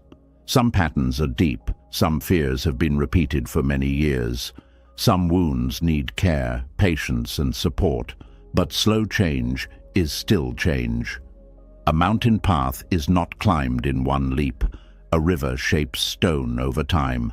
A heart softens through repeated moments of awareness. Do not disrespect small shifts. The mind that pauses 1 second before reacting has changed. The heart that admits one honest feeling has changed. The body that takes one deeper breath instead of tightening has changed. The old self may not disappear, but it can lose control. It may still visit, especially during stress. You may still hear old thoughts. You may still feel old fears. This does not mean you have failed. Impermanence does not mean old patterns never return. It means they do not have to remain in charge. Each return becomes another opportunity to see, not another proof that you are trapped. This is a compassionate way to understand practice. You are not trying to create a final self that never struggles again. You are learning to relate wisely to whatever arises. Some days the fearful self appears. Some days the peaceful self appears. Some days the wounded self appears. Some days the generous self appears. Instead of clinging to one and rejecting another, awareness holds them all as passing conditions. This is freedom from the tyranny of fixed identity. When you stop protecting a fixed self, you become more available to life. You can listen without needing to defend your image. You can apologize without feeling destroyed. You can learn without feeling small. You can change direction without calling yourself a failure. You can receive love without forcing it through old fear. You can let others change without treating their growth as betrayal. You can let yourself change without asking permission from your past. This is where peace becomes practical. The person who understands impermanence is not shocked by every shift. They may still feel sadness, but not the added suffering of believing change should not happen. They may still feel fear, but not the added suffering of believing fear defines them. They may still feel loss, but not the added suffering of believing life has ended because one form has passed. They learn to move with life, not because they are careless, but because they are awake. There is deep power in saying, "I am changing," not as a threat, but as truth. I am changing, so I do not have to keep repeating what hurts. I am changing, so I do not have to defend every old belief. I am changing, so I can forgive the version of me that did not know. I am changing, so I can release the version of me that only survived. I am changing, so I can meet this moment with fresh eyes. And maybe the self you are protecting so fiercely does not need protection from change. Maybe it needs protection from being frozen. Maybe the greatest kindness is not to keep yourself the same, but to allow yourself to become more honest, more awake, more compassionate, more free. The mind fears impermanence because it thinks change will take the self away. But impermanence also reveals that the self was never a fixed object to be taken. It was always a movement, a river, a flame, a breathing field of conditions. The more clearly you see this, the less you need to defend every old version of you. You can bow to what was, learn from what came, release what has passed, and meet what is forming now. This is not a loss of self. It is the loss of illusion. And behind that illusion, something quieter remains. Awareness, presence. The simple knowing that is here before the story becomes loud. The part of you that can watch thoughts come and go. The part that can feel fear without being only fear. The part that can notice change without becoming lost in it. This awareness is not another identity to decorate. It is the open space in which identities arise and pass. When you rest there, even briefly, you understand why the Buddha pointed toward impermanence as a doorway to freedom. Because once you see that everything is changing, you stop demanding that life preserve what was never fixed. You stop using all your strength to guard old shapes. You stop mistaking movement for danger. You stop asking the past to define the future. You begin to let life breathe. And from that breath, a new tenderness becomes possible. You can look at your old self with compassion instead of shame. You can look at your changing self with patience instead of fear. You can look at the unknown self ahead with curiosity instead of control. You do not need to know exactly who you are becoming before you allow the becoming to begin. So when the mind tightens around identity and says, "This is who I am, this is who I must remain," pause and look closer. Is that truly the self, or only a familiar pattern? Is it wisdom or memory? Is it dignity or defense? Is it alive, or is it something already passing away? Let the question breathe. Let it open space. Let it remind you that you are not required to protect every old version of yourself from the truth of change. The self you are protecting is already changing. The one who was hurt is changing. The one who is afraid is changing. The one who clings is changing. The one who listens is changing. Even the one who resists this teaching is changing. Nothing in you is as fixed as fear claims. And because of that, freedom is not far away. It is hidden inside the movement you have been resisting. And once this becomes clear, the next truth begins to unfold naturally. If you are changing, if identity is changing, if pain is changing, then suffering grows deepest when the mind tries to stop life itself from moving.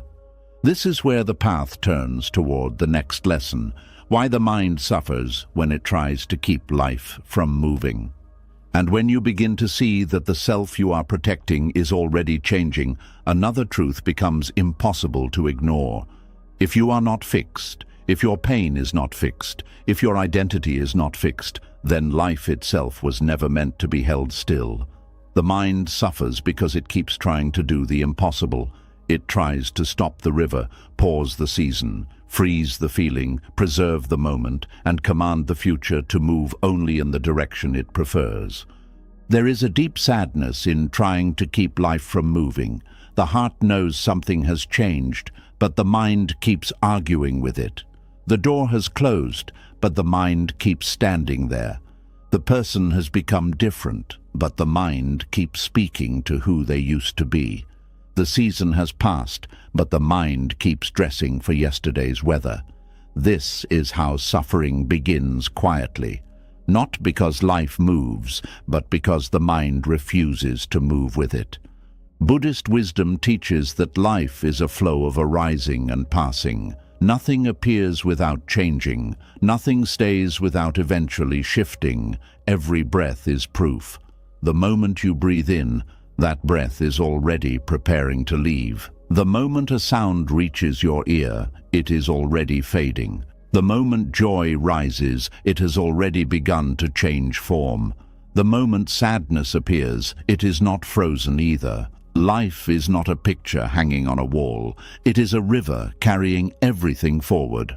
But the mind wants life to behave like a picture. It wants one perfect moment to remain. It wants one person to stay the same. It wants one identity to last. It wants one feeling to be permanent. It wants one answer to settle every question. So when life moves, the mind feels betrayed. It says, "Why did this change? Why did they change? Why did I change? Why could it not stay the way it was?" Yet the question itself creates suffering, because it asks life to become what life has never been. The mind suffers when it tries to keep life from moving, because resistance turns natural change into personal punishment. A relationship changes, and the mind says, "I am being abandoned." A plan fails, and the mind says, "Life is against me." The body ages, and the mind says, "I am losing myself." A season ends, and the mind says, "I will never feel whole again." But change is not always rejection. Change is not always punishment. Change is often simply the nature of conditions shifting. This does not mean change is painless. Some changes break the heart open. Some endings arrive before you are ready. Some losses leave silence where warmth used to be. Some transitions make you feel like the ground has forgotten how to hold you. Buddhist wisdom does not ask you to smile at every loss or pretend that movement never hurts. It asks you to see clearly where the pain ends and resistance begins. Pain may come when something changes. Suffering deepens when the mind says, "This should not be happening." Pain may come when someone leaves. Suffering deepens when the mind says, "They must return before I can breathe." Pain may come when a dream ends. Suffering deepens when the mind says, "My life has no meaning without this dream." pain belongs to being human. Suffering grows when the mind fights reality after reality has already arrived. There is a difference between grief and resistance. Grief says, "This mattered, and I feel the ache of its passing." Resistance says, "This must not pass." Grief is honest. Resistance is war. Grief flows like rain through the heart. Resistance builds a dam and then wonders why the pressure becomes unbearable. When grief is allowed to move, it changes. When resistance locks it inside, it hardens. This is why many people remain trapped in pain long after the first wound. The original event may have happened once, but resistance repeats it daily. The mind keeps replaying what should have been said, what should have happened, who should have stayed, how life should have unfolded. It creates a second world where the past is still being negotiated, but the body is living now, the breath is happening now, the day is moving now, the mind is somewhere else, trying to correct a moment that no longer exists. This split creates exhaustion. Part of you is in the present, doing ordinary things. Another part is in the past, holding court with memory. Another part is in the future, trying to prevent the next disappointment. The mind becomes scattered across time, and peace becomes difficult because peace can only happen where you are. When the mind refuses to move with life, it loses contact with the only moment that can heal it. The Buddha's path brings attention back to what is actually happening, not what the mind wishes were happening, not what the heart fears will happen, not what memory keeps repeating. What is happening now? There is breath, there is sensation, there is a feeling rising, there is a thought passing, there is resistance in the chest, there is sadness in the throat, there is fear in the belly. When you come back this way, life becomes workable again. You cannot work with yesterday's ghost. You can only work with what is present. The mind suffers because it wants to control movement by naming it danger. It says, "If things change, I am unsafe." But not every movement is a threat. Sometimes movement is correction. Sometimes movement is growth. Sometimes movement is release. Sometimes movement is life removing what your fear kept defending. Sometimes movement is the truth arriving after illusion has become too heavy to carry. A person may suffer because a relationship no longer feels the same. The mind may fight this change, trying to bring back the beginning, the excitement, the words, the attention, the old rhythm. But perhaps the relationship is revealing something true. Perhaps it needs honesty. Perhaps it needs a new form. Perhaps it has completed its season. Perhaps it was never as safe as hope made it appear. The suffering becomes sharper when the mind demands that the relationship return to a version that no longer exists. A person may suffer because their own inner life has changed. Something that once satisfied them no longer feels meaningful. A role that once gave them pride now feels empty. A place that once felt like home now feels too small. Instead of listening, the mind may panic. It may say, "Something is wrong with me." But sometimes nothing is wrong. Sometimes the heart has outgrown the container it once needed. The suffering comes from trying to keep wearing a life that no longer fits. This is where many people become cruel to themselves. They feel change inside and call it confusion. They feel growth and call it instability. They feel the old life becoming heavy and call themselves ungrateful. They feel the truth rising and call it trouble. But inner movement is not always a problem to solve. Sometimes it is a message to hear. The heart may be saying, "I cannot keep pretending this still nourishes me." Buddhist wisdom asks for right understanding. Right understanding does not rush. It does not react blindly. It does not chase every feeling. It simply sees that movement is natural and asks what the movement is teaching. When a feeling changes, you do not immediately panic. You observe. When a plan changes, you do not immediately collapse. You breathe. When a person changes, you do not immediately try to control them. you look clearly. When life changes, you do not immediately call it disaster. You ask, what is being revealed? The mind suffers because it believes stillness means safety, but there is a difference between inner stillness and outer stagnation. Inner stillness is the calm awareness that can be present while life moves. Stagnation is the refusal to allow life to move at all. One is peace, the other is fear. A pond can look still because it is clear and balanced. Another pond can look still because nothing is flowing through it, and underneath it is becoming stale.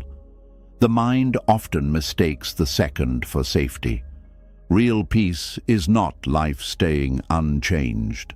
Real peace is the ability to remain awake while life changes. It is the ability to say, this is not what I expected, but I can meet it. It is the ability to feel sadness without becoming lost. It is the ability to lose one form without believing all meaning has ended. It is the ability to let a chapter close without tearing apart the whole book. When the mind tries to keep life from moving, it also tries to keep other people from changing. This creates deep suffering because other people are not possessions. They have their own karma, fears, wounds, lessons, desires, and paths. They may grow in ways you do not expect.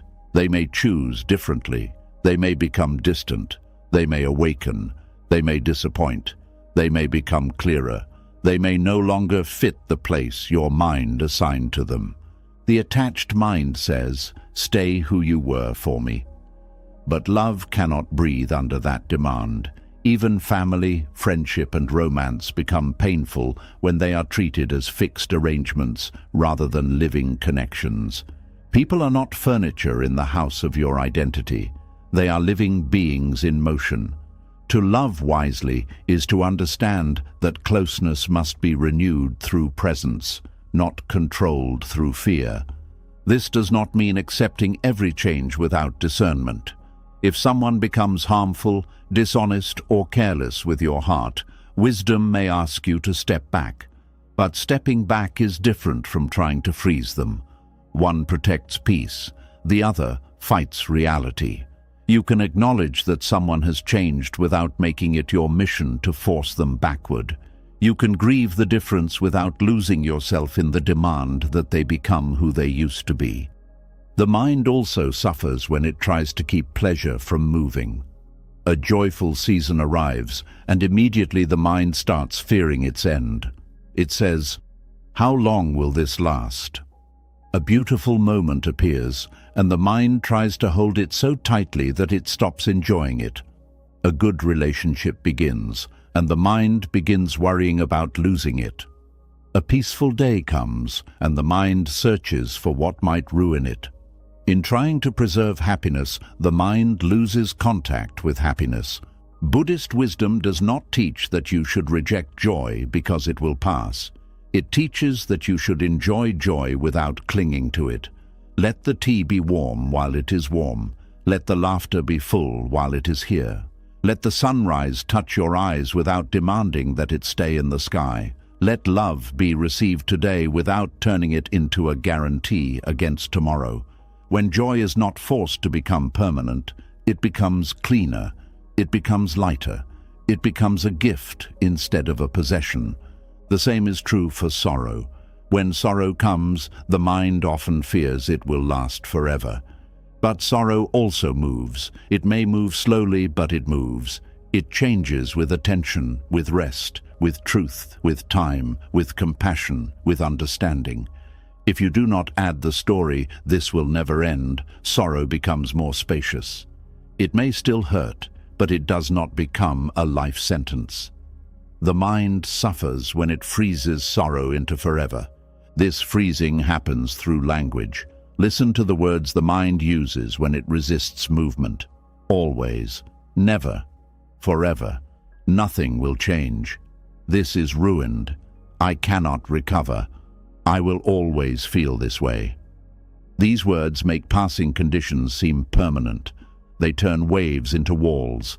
The practice is to soften the language. Instead of "this will never end," say this is here now. Instead of, I am broken, say, pain is present. Instead of, life is over, say, this chapter is painful. The words may seem small, but they change the space around the feeling. The mind suffers because it wants final control over a world made of conditions. In Buddhism, everything arises because of causes and conditions. A flower blooms because of soil, sunlight, water, air, and time. A mood arises because of sleep, memory, thought, health, environment, and many hidden causes. A relationship shifts because of communication, fear, growth, distance, past wounds, expectations, and changing needs. Nothing exists alone. Everything is connected to conditions. When the mind understands conditions, it stops taking every change as a personal attack. If someone's mood changes, it may not be about you. If a plan shifts, it may be due to causes beyond your control. If your own energy changes, it may be the body asking for care. If desire fades, it may be wisdom growing. If fear rises, it may be old conditioning meeting a new situation. Seeing conditions creates patience. It helps the mind stop turning every movement into a drama of self. This does not remove responsibility. Conditions include choices too. Your words are conditions. Your habits are conditions. Your attention is a condition. Your reactions are conditions. This means you are not powerless, but your power is not the power to freeze life. Your power is the power to meet changing conditions wisely. You can plant better causes. You can speak more truthfully. You can stop feeding certain patterns. You can create environments that support peace. You can choose responses that do not renew suffering. The mind wants the power to stop change, but wisdom offers a better power, the power to move skillfully with change. A sailor cannot stop the sea, but can learn how to adjust the sail.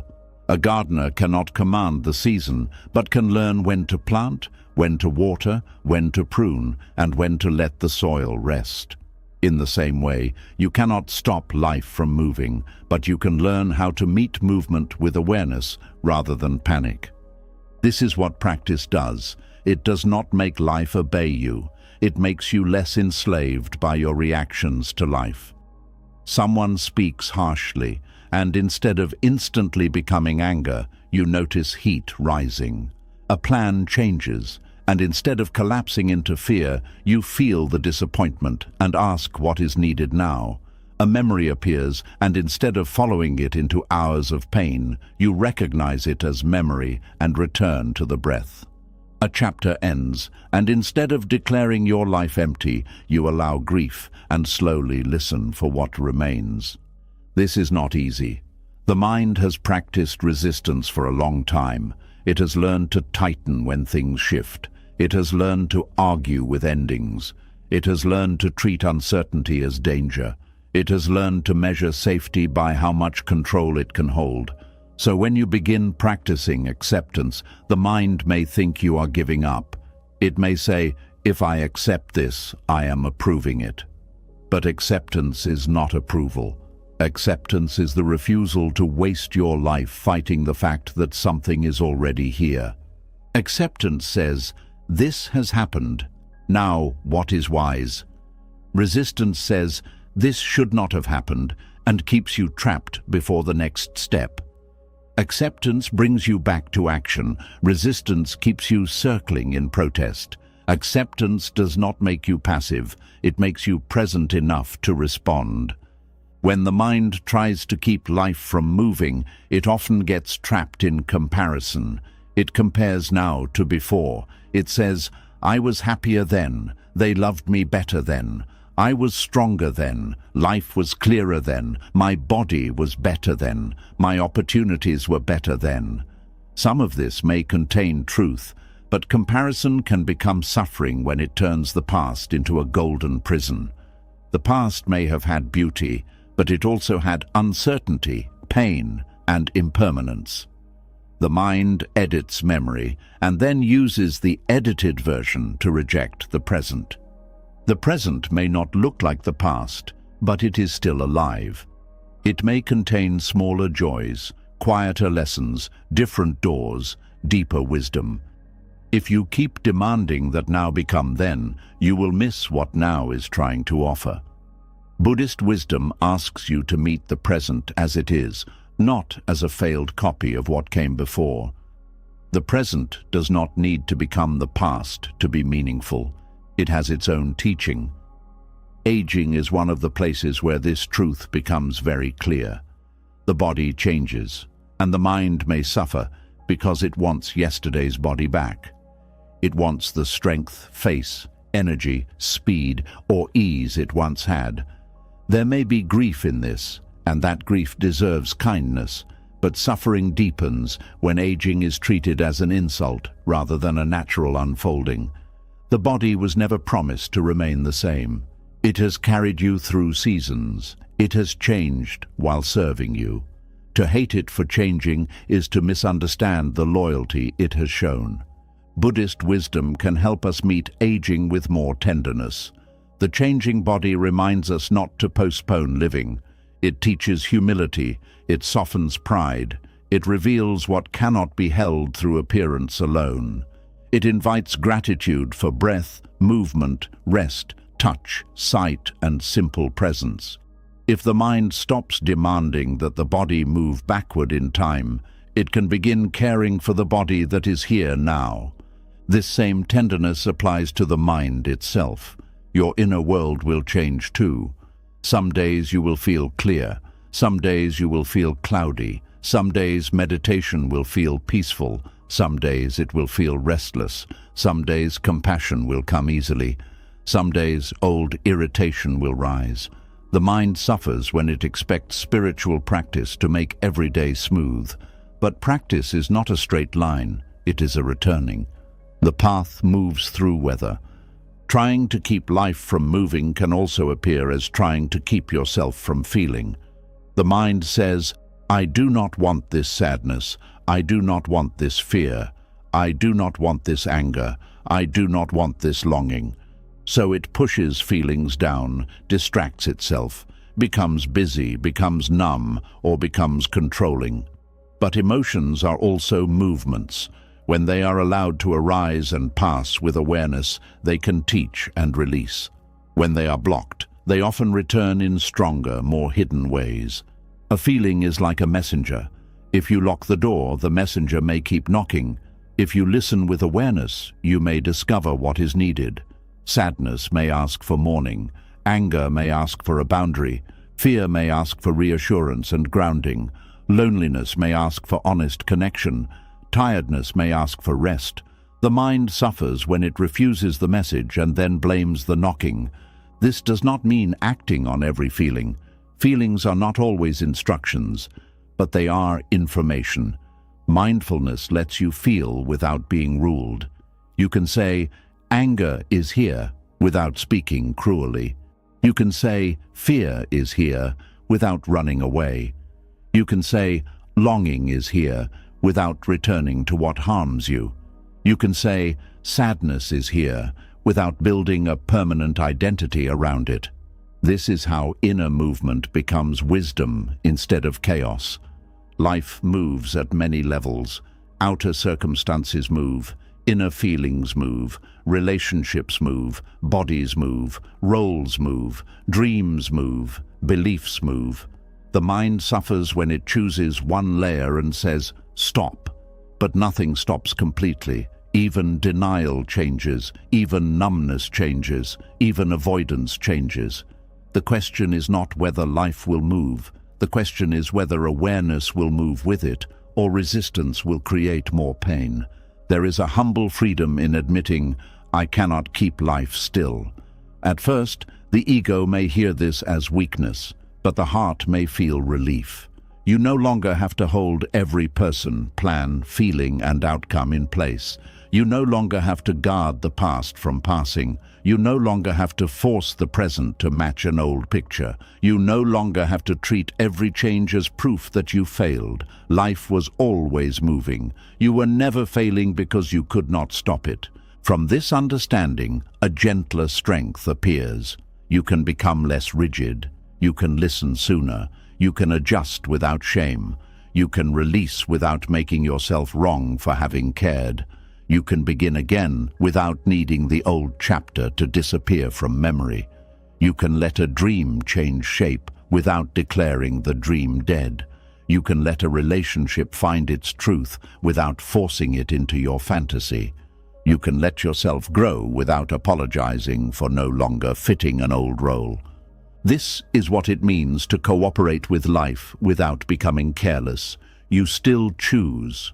You still care. You still commit. You still protect what is precious. But you do not grip so tightly that what is precious cannot breathe. You do not demand permanence from what is living. You do not confuse control with devotion. You do not make suffering proof of love. You do not turn resistance into identity. When the mind stops trying to keep life from moving, it begins to discover the beauty of participation. You are not here to freeze the dance. You are here to dance with awareness. A song changes tempo. A partner changes step. The floor shifts. Your body tires. Your heart learns. The dance is not ruined because it changes. It is alive because it changes. And yes, some movements hurt. Some songs end too soon. Some partners leave the floor. Some seasons ask you to dance alone for a while. But even then, life has not stopped inviting you. The breath still comes. The morning still opens. The path still waits under your feet. The heart, even when tired, still has the capacity to soften. The mind suffers when it believes that peace is found in stopping the movement. Buddhist wisdom shows another way.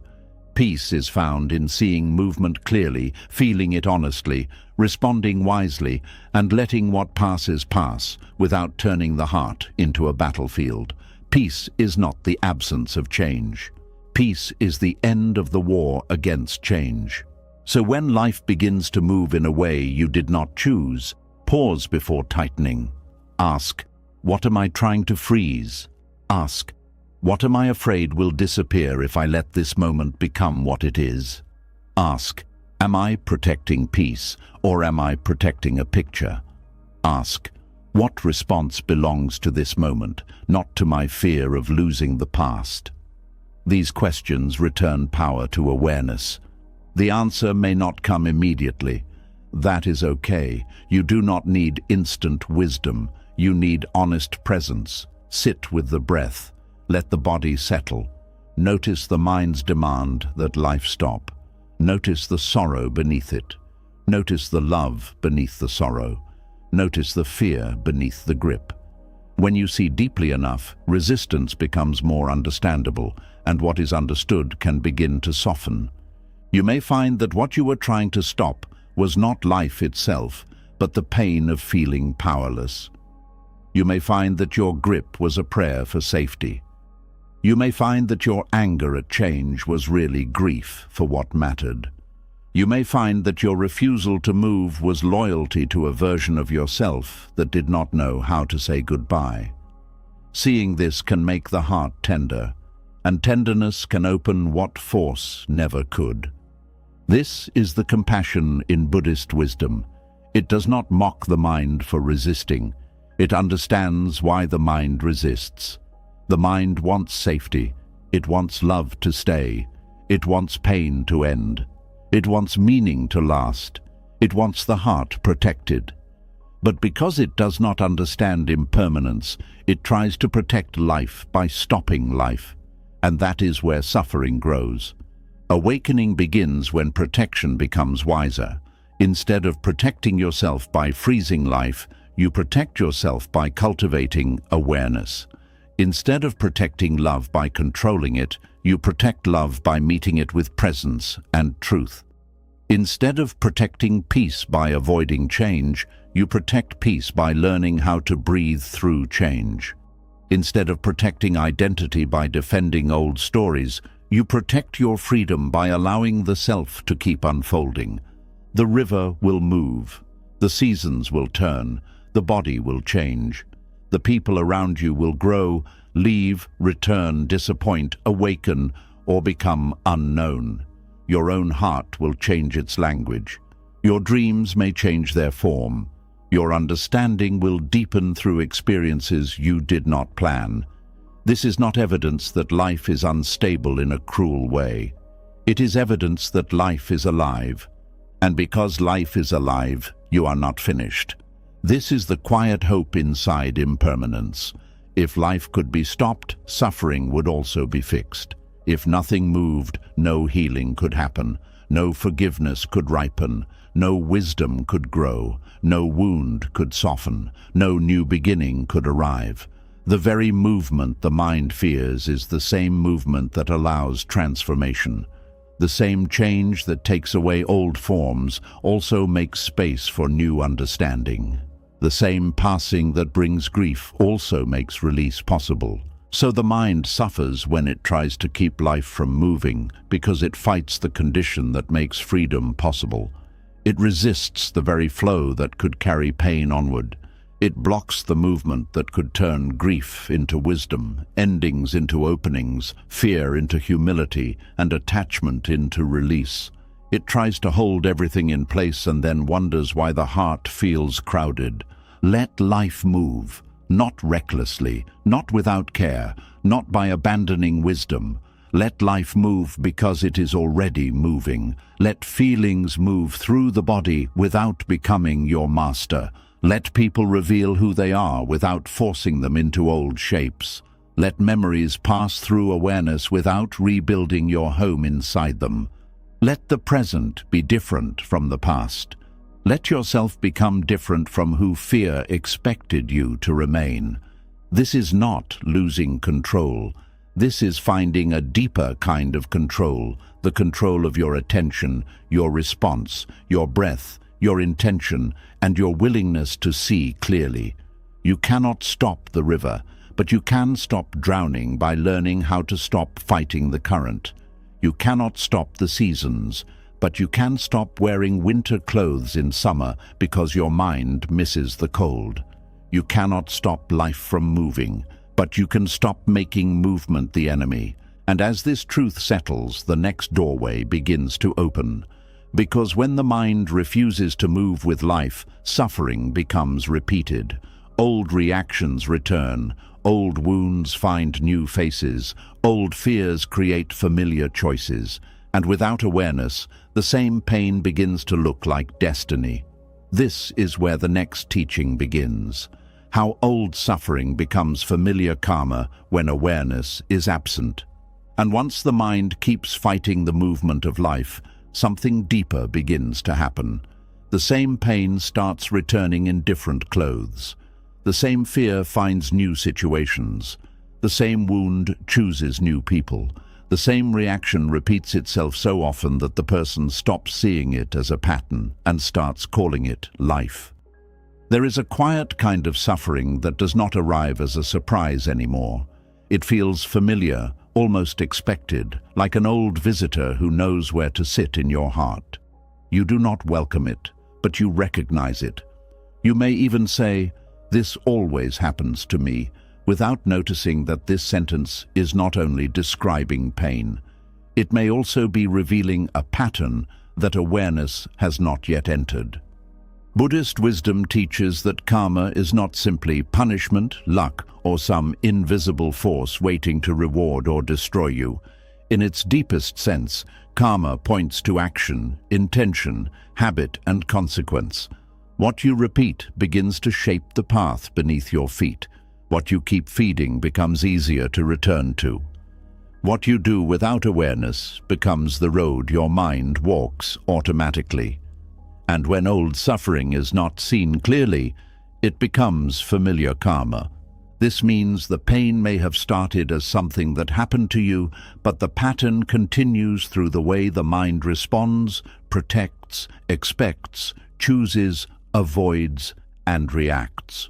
The original wound may not have been your fault, but without awareness, the wound can begin making decisions through you. It can choose your silence. It can choose your anger. It can choose your mistrust. It can choose who you chase, who you reject, what you tolerate, and what you fear. Then, slowly, the past begins to repeat itself, not because life is cursed, but because the mind is moving from old conditioning. This is why awareness is so important. Without awareness, the mind lives from habit and calls it personality. It says, "This is just how I am." But Buddhist wisdom asks, is it truly who you are, or is it what suffering taught you to repeat? A person may say, "I do not trust anyone," but perhaps that is old betrayal still speaking. A person may say, "I always ruin good things," but perhaps that is shame guiding their behavior before love has a chance to deepen. A person may say, "People always leave," but perhaps fear of abandonment makes them cling, test, withdraw, or accuse until closeness becomes heavy. Old suffering becomes familiar karma when it stops being examined and starts being obeyed. A painful pattern can feel like destiny because it has happened many times. But repetition is not always destiny. Sometimes repetition is a lesson that has not been brought into clear seeing. The same situation returns because the same inner movement keeps meeting life in the same way. The names change, the places change, the conversations change, but the hidden wound underneath remains untouched. Until awareness enters, the mind keeps walking in circles and calling the circle fate. This is painful because familiar suffering can create a strange comfort, not a happy comfort, but a known one. The mind knows how to suffer in old ways. It knows how to expect rejection. It knows how to hide feelings. It knows how to overthink silence. It knows how to prepare for disappointment. It knows how to become angry before it becomes honest. It knows how to leave before it is left. These reactions may be painful, but they are practiced. The mind returns to them because they feel like survival. This is how old suffering becomes a habit of being. You do not only remember pain, you organize yourself around avoiding it, proving it, or repeating it. Someone once made you feel unseen, so now you enter rooms already expecting not to matter. Someone once controlled you, so now every suggestion feels like a threat. Someone once betrayed you, so now every delay becomes evidence. Someone once shamed you, so now every mistake feels like exposure. The present becomes covered by the fingerprints of the past. Buddhist wisdom does not blame you for this. It sees the causes. It understands that the mind learns from pain. If fire burns the hand, the body remembers. If love hurts the heart, the mind also remembers. This memory has a protective purpose. But protection becomes suffering when it no longer sees clearly. If every warm flame is treated as the old fire, you cannot receive warmth. If every kind person is treated as the one who harmed you, you cannot receive love. If every change is treated as the old loss returning, you cannot receive growth. Awareness is the light that shows the difference between what is happening now and what the mind is expecting from before. Without that light, the past borrows the face of the present. You think you are responding to today, but you are really reacting to yesterday. You think you are protecting yourself from this person, this chance, this change, but often you are protecting an old wound from being touched. This is why mindfulness is not just a peaceful practice. It is a way of breaking karma at the root. When a feeling rises, mindfulness asks, "What is this?" When a reaction appears, it asks, "Where did this come from?" When the same pain returns, it asks, "What am I repeating?" These questions create space. And in that space, the automatic chain weakens. The chain often begins with contact. Something happens. A message is not answered. A tone sounds different. A plan changes. Someone disagrees with you. A door closes. A memory rises. Then feeling appears. Maybe fear, maybe shame, maybe anger, maybe sadness. Then the old story arrives quickly. I knew this would happen. They do not care. I am not safe. I am being rejected. Nothing ever works for me. Then the reaction follows. You withdraw, you attack, you plead, you over-explain, you numb yourself, you chase, you close your heart. This chain can happen so fast that it feels like one movement, but awareness slows it down. It helps you see each link.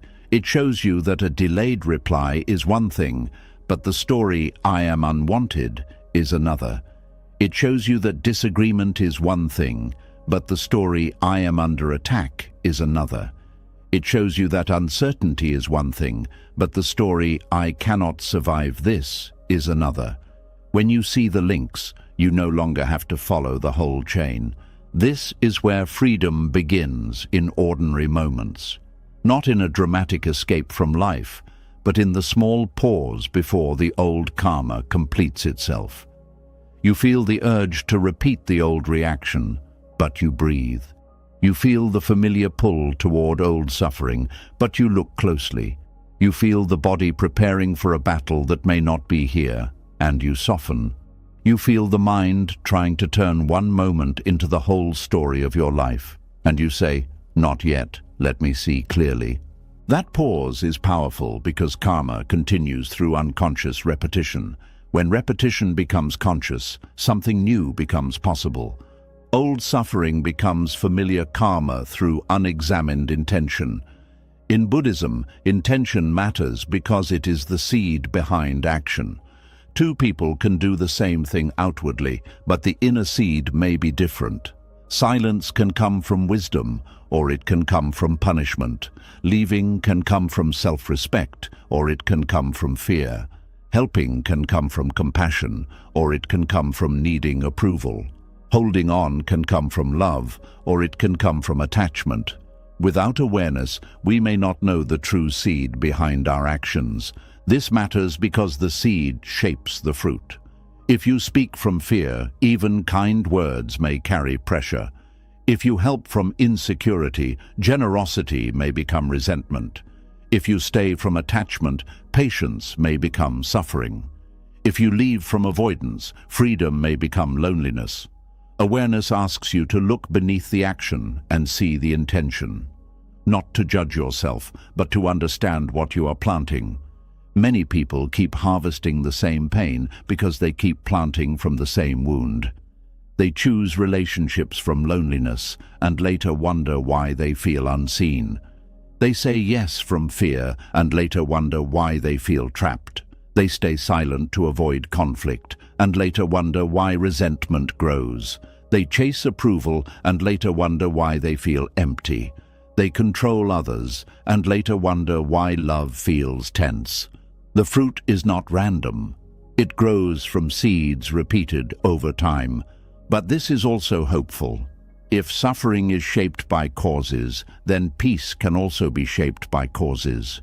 You can plant different seeds. You can pause before speaking. You can choose honesty where you once chose pleasing. You can choose a boundary where you once chose resentment. You can choose patience where you once chose panic. You can choose to feel loneliness without running into the wrong arms. You can choose to let fear be present without letting it drive. This is how karma changes, not by wishing for a different life while repeating the same inner movement, but by bringing awareness to the movement itself. Old suffering becomes familiar when the mind finds identity in it. We touched this before, but here it takes another form. The identity does not only say, "This is who I am." It begins to create a future that matches itself. If you believe you are always abandoned, you may unconsciously choose unavailable people because they feel familiar. If you believe you are not worthy of peace, you may feel uncomfortable around calmness and create conflict just to return to known emotional weather. If you believe love must be earned through suffering, you may reject simple love because it feels too easy. This is not because you want pain. It is because the nervous system often prefers what it recognizes over what would heal it. Familiar pain can feel safer than unfamiliar peace. The body may not know what to do with kindness that does not demand performance. The mind may not know how to rest in a relationship that does not require begging. The heart may not trust a quiet life because chaos has trained it to equate intensity with meaning. So old karma repeats as attraction, avoidance, reaction, and expectation. You feel drawn to what confirms the old wound. You feel bored by what might heal it. You feel suspicious of what is gentle. You feel alive around what is unstable. Then, when pain returns, the mind says, "See, this is life." But awareness asks, what felt familiar here before it became painful? This question can awaken you. What did you recognize in that person before you trusted them? What did you ignore because it matched an old pattern? What did you call chemistry that was actually anxiety? What did you call loyalty that was actually fear of starting over? What did you call patience that was actually self-abandonment? These questions are not meant to shame the heart. They are meant to bring light to the places where suffering keeps disguising itself as destiny. The absence of awareness makes old suffering feel normal. This is one of the saddest things about human pain. People can become so used to tension that calm feels wrong. They can become so used to being ignored that respect feels strange. They can become so used to carrying everyone that rest feels selfish. They can become so used to criticism that kindness feels suspicious. They can become so used to emotional hunger that crumbs feel like a feast. When suffering becomes normal, the person may stop seeking freedom because they no longer recognize bondage. They may defend the very conditions that drain them. They may say, "At least I know how to handle this." But handling suffering is not the same as being free from it. Surviving a pattern is not the same as awakening from it. Buddhist wisdom gently asks us to stop confusing endurance with liberation. Awareness begins by noticing what you have normalized. Notice where your body tightens but your mind says, "It is fine." Notice where you feel drained but call it duty. Notice where you feel small but call it love. Notice where you keep forgiving without seeing change. Notice where you keep accepting confusion because clarity would require a decision. Notice where you keep repeating pain because peace would require unfamiliar courage. This noticing can hurt because it removes the comfort of denial, but it also restores power. You cannot change what you refuse to see. Once you see, the pattern may not disappear immediately, but it can no longer remain completely hidden. Every moment of seeing weakens the spell. Old suffering also becomes familiar karma through emotional momentum.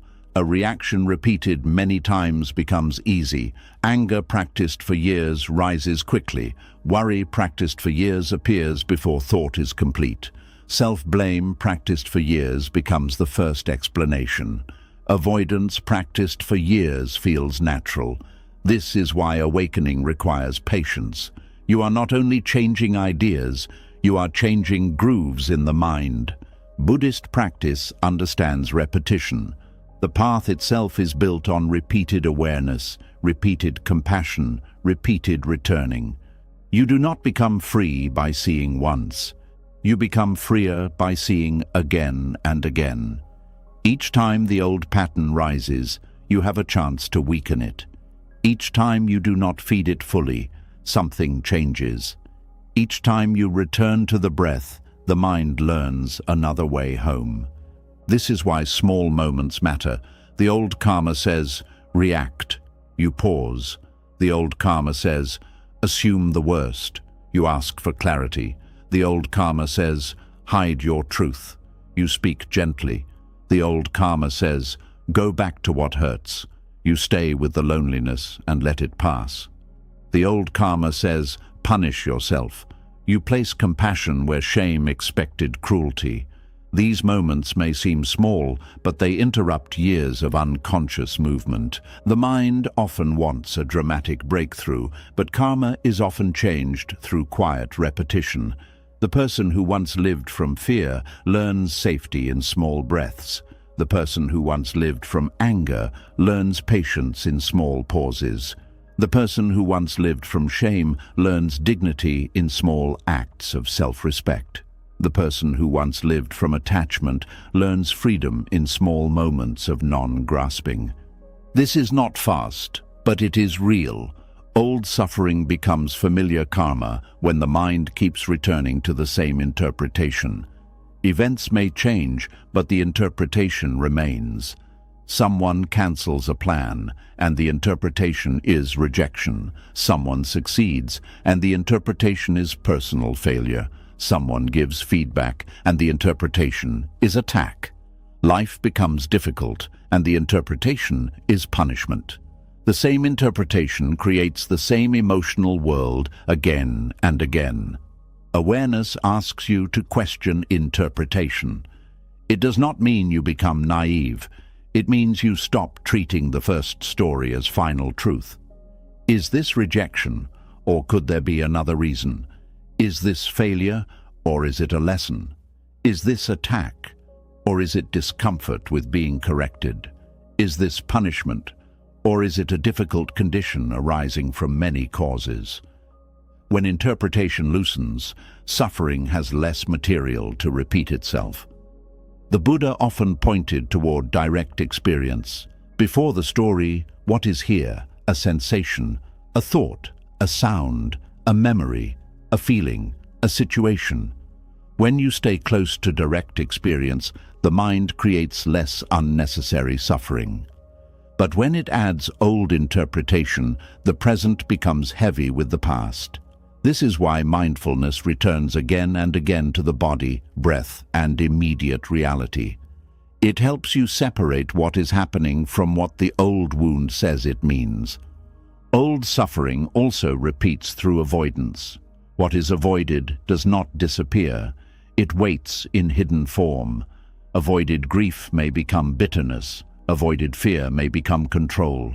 Avoided shame may become perfectionism. Avoided loneliness may become attachment to unavailable people. Avoided anger may become quiet resentment. Avoided truth may become anxiety. When awareness is absent, avoidance can look like peace because there is no open conflict. But inside, the unexamined pain keeps shaping life. Buddhist wisdom does not ask you to drown yourself in pain. It asks you to meet what is present with enough courage and compassion that it no longer needs to rule from the shadows. To feel grief consciously is different from being controlled by grief unconsciously. To feel fear consciously is different from letting fear choose your path. To acknowledge anger consciously is different from letting anger harden your heart. What is brought into awareness becomes workable. What remains hidden becomes karma. This is why meditation can feel uncomfortable at first. When the outer noise becomes quiet, inner patterns become visible. The mind may not like this. It may say meditation is not working because old pain appears. But sometimes that is the practice working. You are finally seeing what has been driving you. You are seeing the restless craving, the old fear, the grief beneath anger, the shame beneath control, the loneliness beneath attachment. Seeing is not failure. Seeing is the beginning of freedom. The problem is that many people stop when they first see discomfort. They think peace means never meeting pain. But peace grows when you can meet pain without being swallowed by it. The old suffering becomes karma when it remains unseen. When seen clearly, it becomes a teacher. The same pain that once repeated unconsciously can become the doorway to understanding your mind. There is a difference between pain repeating and pain teaching. Pain repeats when you react the same way, believe the same story, and return to the same pattern without awareness. Pain teaches when you ask, what is this showing me? What belief is being touched? What attachment is being revealed? What boundary is needed? What compassion is missing? What habit am I being invited to stop feeding? The same difficult moment can either deepen bondage or deepen wisdom, depending on awareness. This is where Buddhist wisdom becomes practical in daily life. When old suffering rises, do not immediately ask, how do I make this disappear? First ask, how does this move? Does it begin in the body? Does it become a thought? Does it search for evidence? Does it push you toward a familiar action? Does it make you want to speak, hide, chase, blame, numb, or control? Study the pattern like a monk studying the breath. Not with hatred, but with curiosity. The more you understand the pattern, the less mysterious it becomes.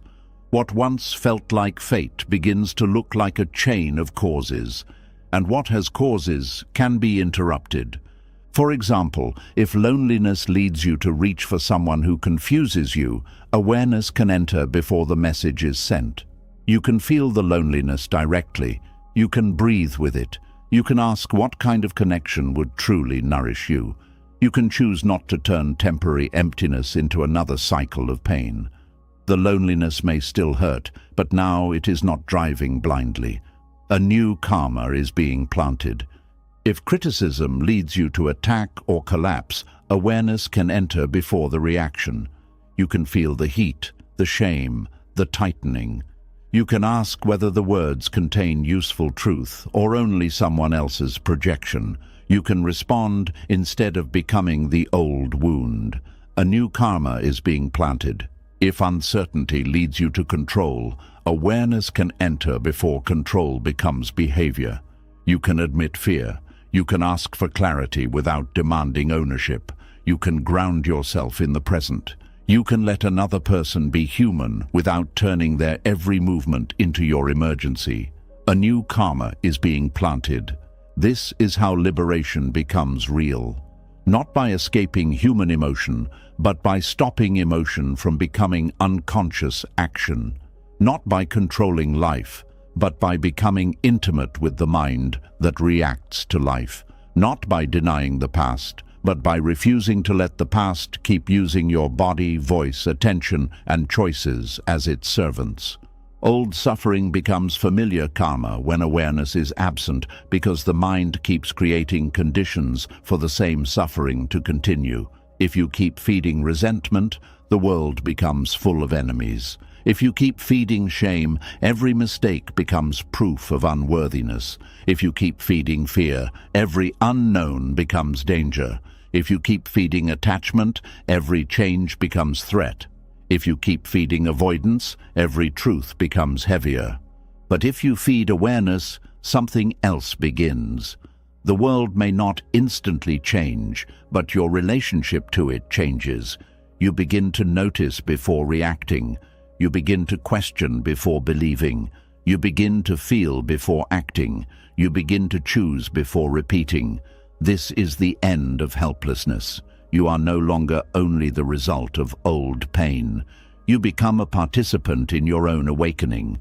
This does not mean every pattern ends quickly. Some old karma is deep because it has been practiced for many years, sometimes across generations. Families can pass down fear, silence, anger, control, shame, scarcity, and emotional distance. A child grows inside those patterns and later thinks they are personal flaws, but they may be inherited habits of suffering. Awareness allows you to see, this did not begin with me, but it can begin to change through me. This is a powerful moment. When you see an inherited pattern clearly, you are not only freeing yourself, you are refusing to carry suffering forward blindly. You may still feel the old pull, but you do not have to give it your full obedience. You can become the place where a pattern slows down. You can become the person who learns to speak gently after generations of harshness. The person who rests after generations of survival. The person who feels instead of numbing. The person who sets boundaries instead of disappearing.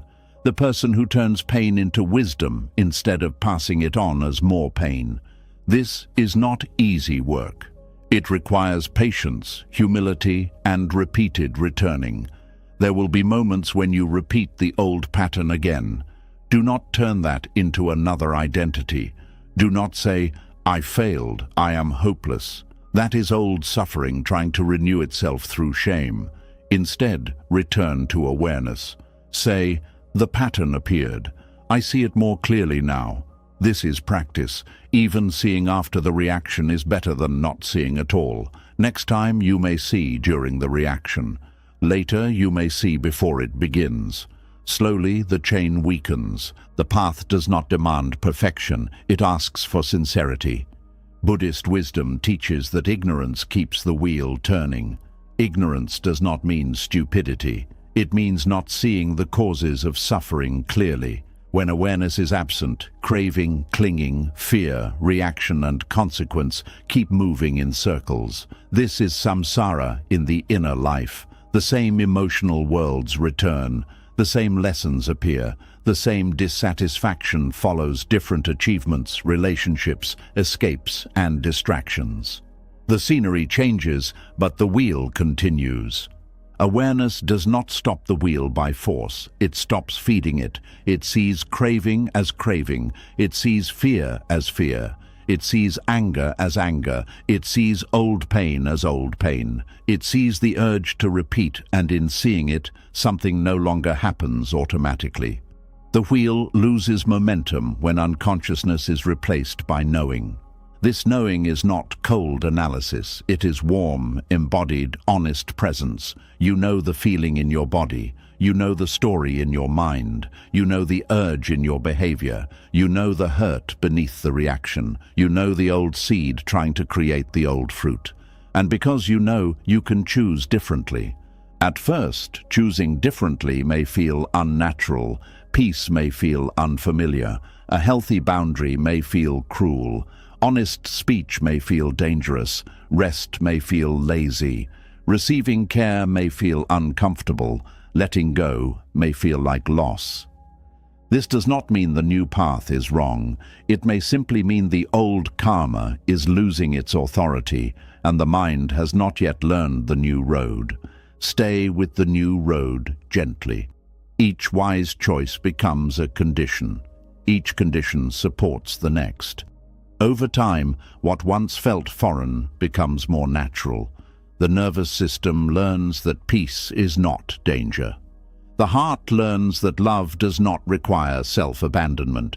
The mind learns that uncertainty does not require panic. The body learns that truth can be spoken without disaster.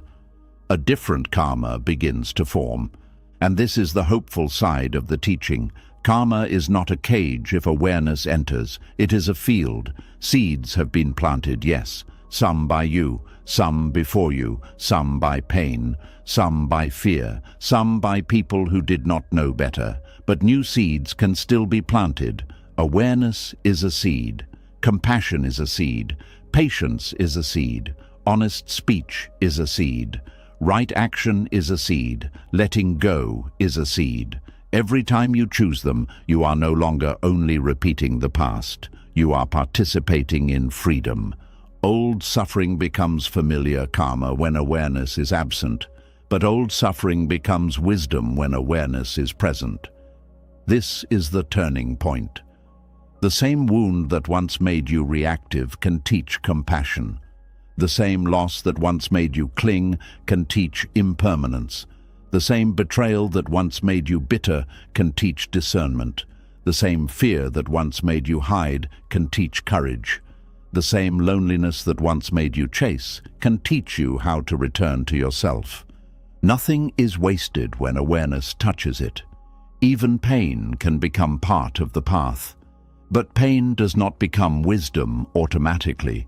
It becomes wisdom when it is seen, understood, softened, and no longer used as permission to repeat unconscious harm. Without awareness, suffering hardens. With awareness, suffering opens. So when a familiar pain returns, do not rush to call it fate. Do not immediately say, "Here we go again. This is my life." Pause, breathe, look closely. Ask, what old seed is being watered right now? Ask, what story is trying to repeat? Ask, what action would continue the old suffering? Ask, what response would plant something new? These questions are simple, but they interrupt the wheel. You may not always choose perfectly. That is okay. The path is not about never falling into old karma. It is about waking up sooner each time. It is about becoming less loyal to suffering and more loyal to truth. It is about understanding that familiar pain is not necessarily home. Sometimes it is only a road you have walked too often. And once you see that, you do not have to keep walking it blindly. The mind may still try to return to what it knows. The body may still tighten around old fears. The heart may still mistake intensity for meaning and familiarity for safety. But now awareness is present. A small lamp has been lit, and even a small lamp changes a dark room. You may still see the old furniture, the old walls, the old door, but now you also see the way out. This is how the teaching becomes alive. You are not cursed by your patterns. You are not doomed by your past. You are not trapped forever inside the reactions suffering taught you. Every moment of awareness is a small freedom. Every pause is a doorway. Every honest seeing is a break in the chain. Every compassionate breath says, "The past may have shaped this moment, but it does not have to own the next one." Old suffering becomes familiar karma when awareness is absent because the mind keeps repeating what it has not understood. But when awareness enters, repetition becomes revelation. The pattern that once imprisoned you becomes visible. The visible becomes workable. The workable becomes transformable. And what can be transformed no longer has absolute power over your life. So let the familiar pain become a bell, not a prison. Let it ring and wake you up. Let it say, "Look here, this is where the old chain begins." Let it guide your attention to the exact place where freedom is needed. Do not hate the bell. Do not worship it either. Listen, learn, and choose with clearer eyes. Because the path is not about becoming someone who never feels old pain. It is about becoming someone who no longer lets old pain write every new chapter. It is about meeting the returning pattern with enough awareness that the ending can finally change. It is about turning karma from unconscious repetition into conscious awakening. And when this becomes clear, another truth begins to rise from beneath it. If old suffering repeats when awareness is absent, then liberation begins when awareness reveals what we have been calling by the wrong name. The heart may discover that what it called love was sometimes attachment, what it called loyalty was sometimes fear, and what it called devotion was sometimes a refusal to let go. This opens the next teaching, why liberation begins when you stop calling attachment love. And now, as this journey comes to a close, let this truth settle gently in your heart. The mind does not fear change because change is always dangerous. The mind fears change because change asks it to stop hiding inside what is familiar. It asks the heart to loosen its grip on the old pain, the old story, the old identity, the old attachment, and the old illusion of control. It asks you to step into a space where you may not know what comes next, but where your soul can finally breathe again. For so long, the mind may have believed that holding on was protection. It may have believed that if it could keep things the same, it would never have to feel loss, confusion, rejection, loneliness, or uncertainty again, so it clung to people who had already changed. It clung to memories that had already passed. It clung to pain that had become familiar. It clung to certainty, even when certainty became a prison. It clung to attachment and called it love. It clung to ego and called it strength. It clung to old suffering and called it destiny. But Buddhist wisdom opens the eyes slowly. It reminds us that life was never meant to be held still. Everything moves, everything shifts, everything rises and passes away. The body changes, feelings change, relationships change, dreams change. The self you thought you had to protect is already changing. The wound you thought would define you forever is already changing. Even the fear that says, "I cannot let go," is not permanent. It appears, it speaks, it tightens the heart, and with awareness, it can also soften. This is the sacred lesson hidden inside change. Change is not only what takes things away. Change is also what makes healing possible. If nothing changed, pain would last forever. If nothing changed, grief would never soften. If nothing changed, the mind would remain trapped in the first story it believed about itself. If nothing changed, the person who was wounded would never become the person who awakens. So the very thing the mind resists may be the same force that carries it toward freedom. You have seen how attachment makes the mind fear the freedom it has been asking for. The heart says it wants peace, but the hand still holds the chain. It says it wants healing, but it returns to the wound. It says it wants release, but it keeps protecting the cage because the cage has become familiar. And this is where suffering begins to repeat. Not because you are weak, not because you are broken, but because the mind often chooses the known pain over the unknown peace. You have seen how craving for certainty becomes a quiet prison. The mind says, I will move when I am sure, I will trust when I know, I will let go when the future is safe. But life does not offer that kind of guarantee. The future never arrives fully explained. The next step is rarely shown all at once. So the person who waits for perfect certainty may spend years standing before an open door, asking for proof that the road will not hurt. Buddhist wisdom teaches that peace does not come from knowing everything. Peace comes from learning to breathe inside what cannot be controlled. You have seen how clinging can turn even pain into identity. A wound enters the heart, and over time the mind begins to say, this is who I am. It becomes the rejected one, the abandoned one, the betrayed one, the tired one, the one who cannot trust, the one who always suffers. But pain is not the whole of you. Pain may be part of your path, but it is not your final name. You can honor what happened without becoming it forever. You can remember the wound without letting it rule every new moment. You can carry wisdom without carrying the weight. You have seen how impermanence reveals that the self you are protecting is already changing. The person you were years ago is not exactly the person listening now. The thoughts have changed. The body has changed. The heart has changed. The meaning of old pain has changed. Even your fear has changed shape many times. So why keep defending a fixed version of yourself that life has already begun to move beyond? The self is not a stone. It is more like a river, always flowing, always reshaping, always touched by new conditions. You have seen why the mind suffers when it tries to keep life from moving.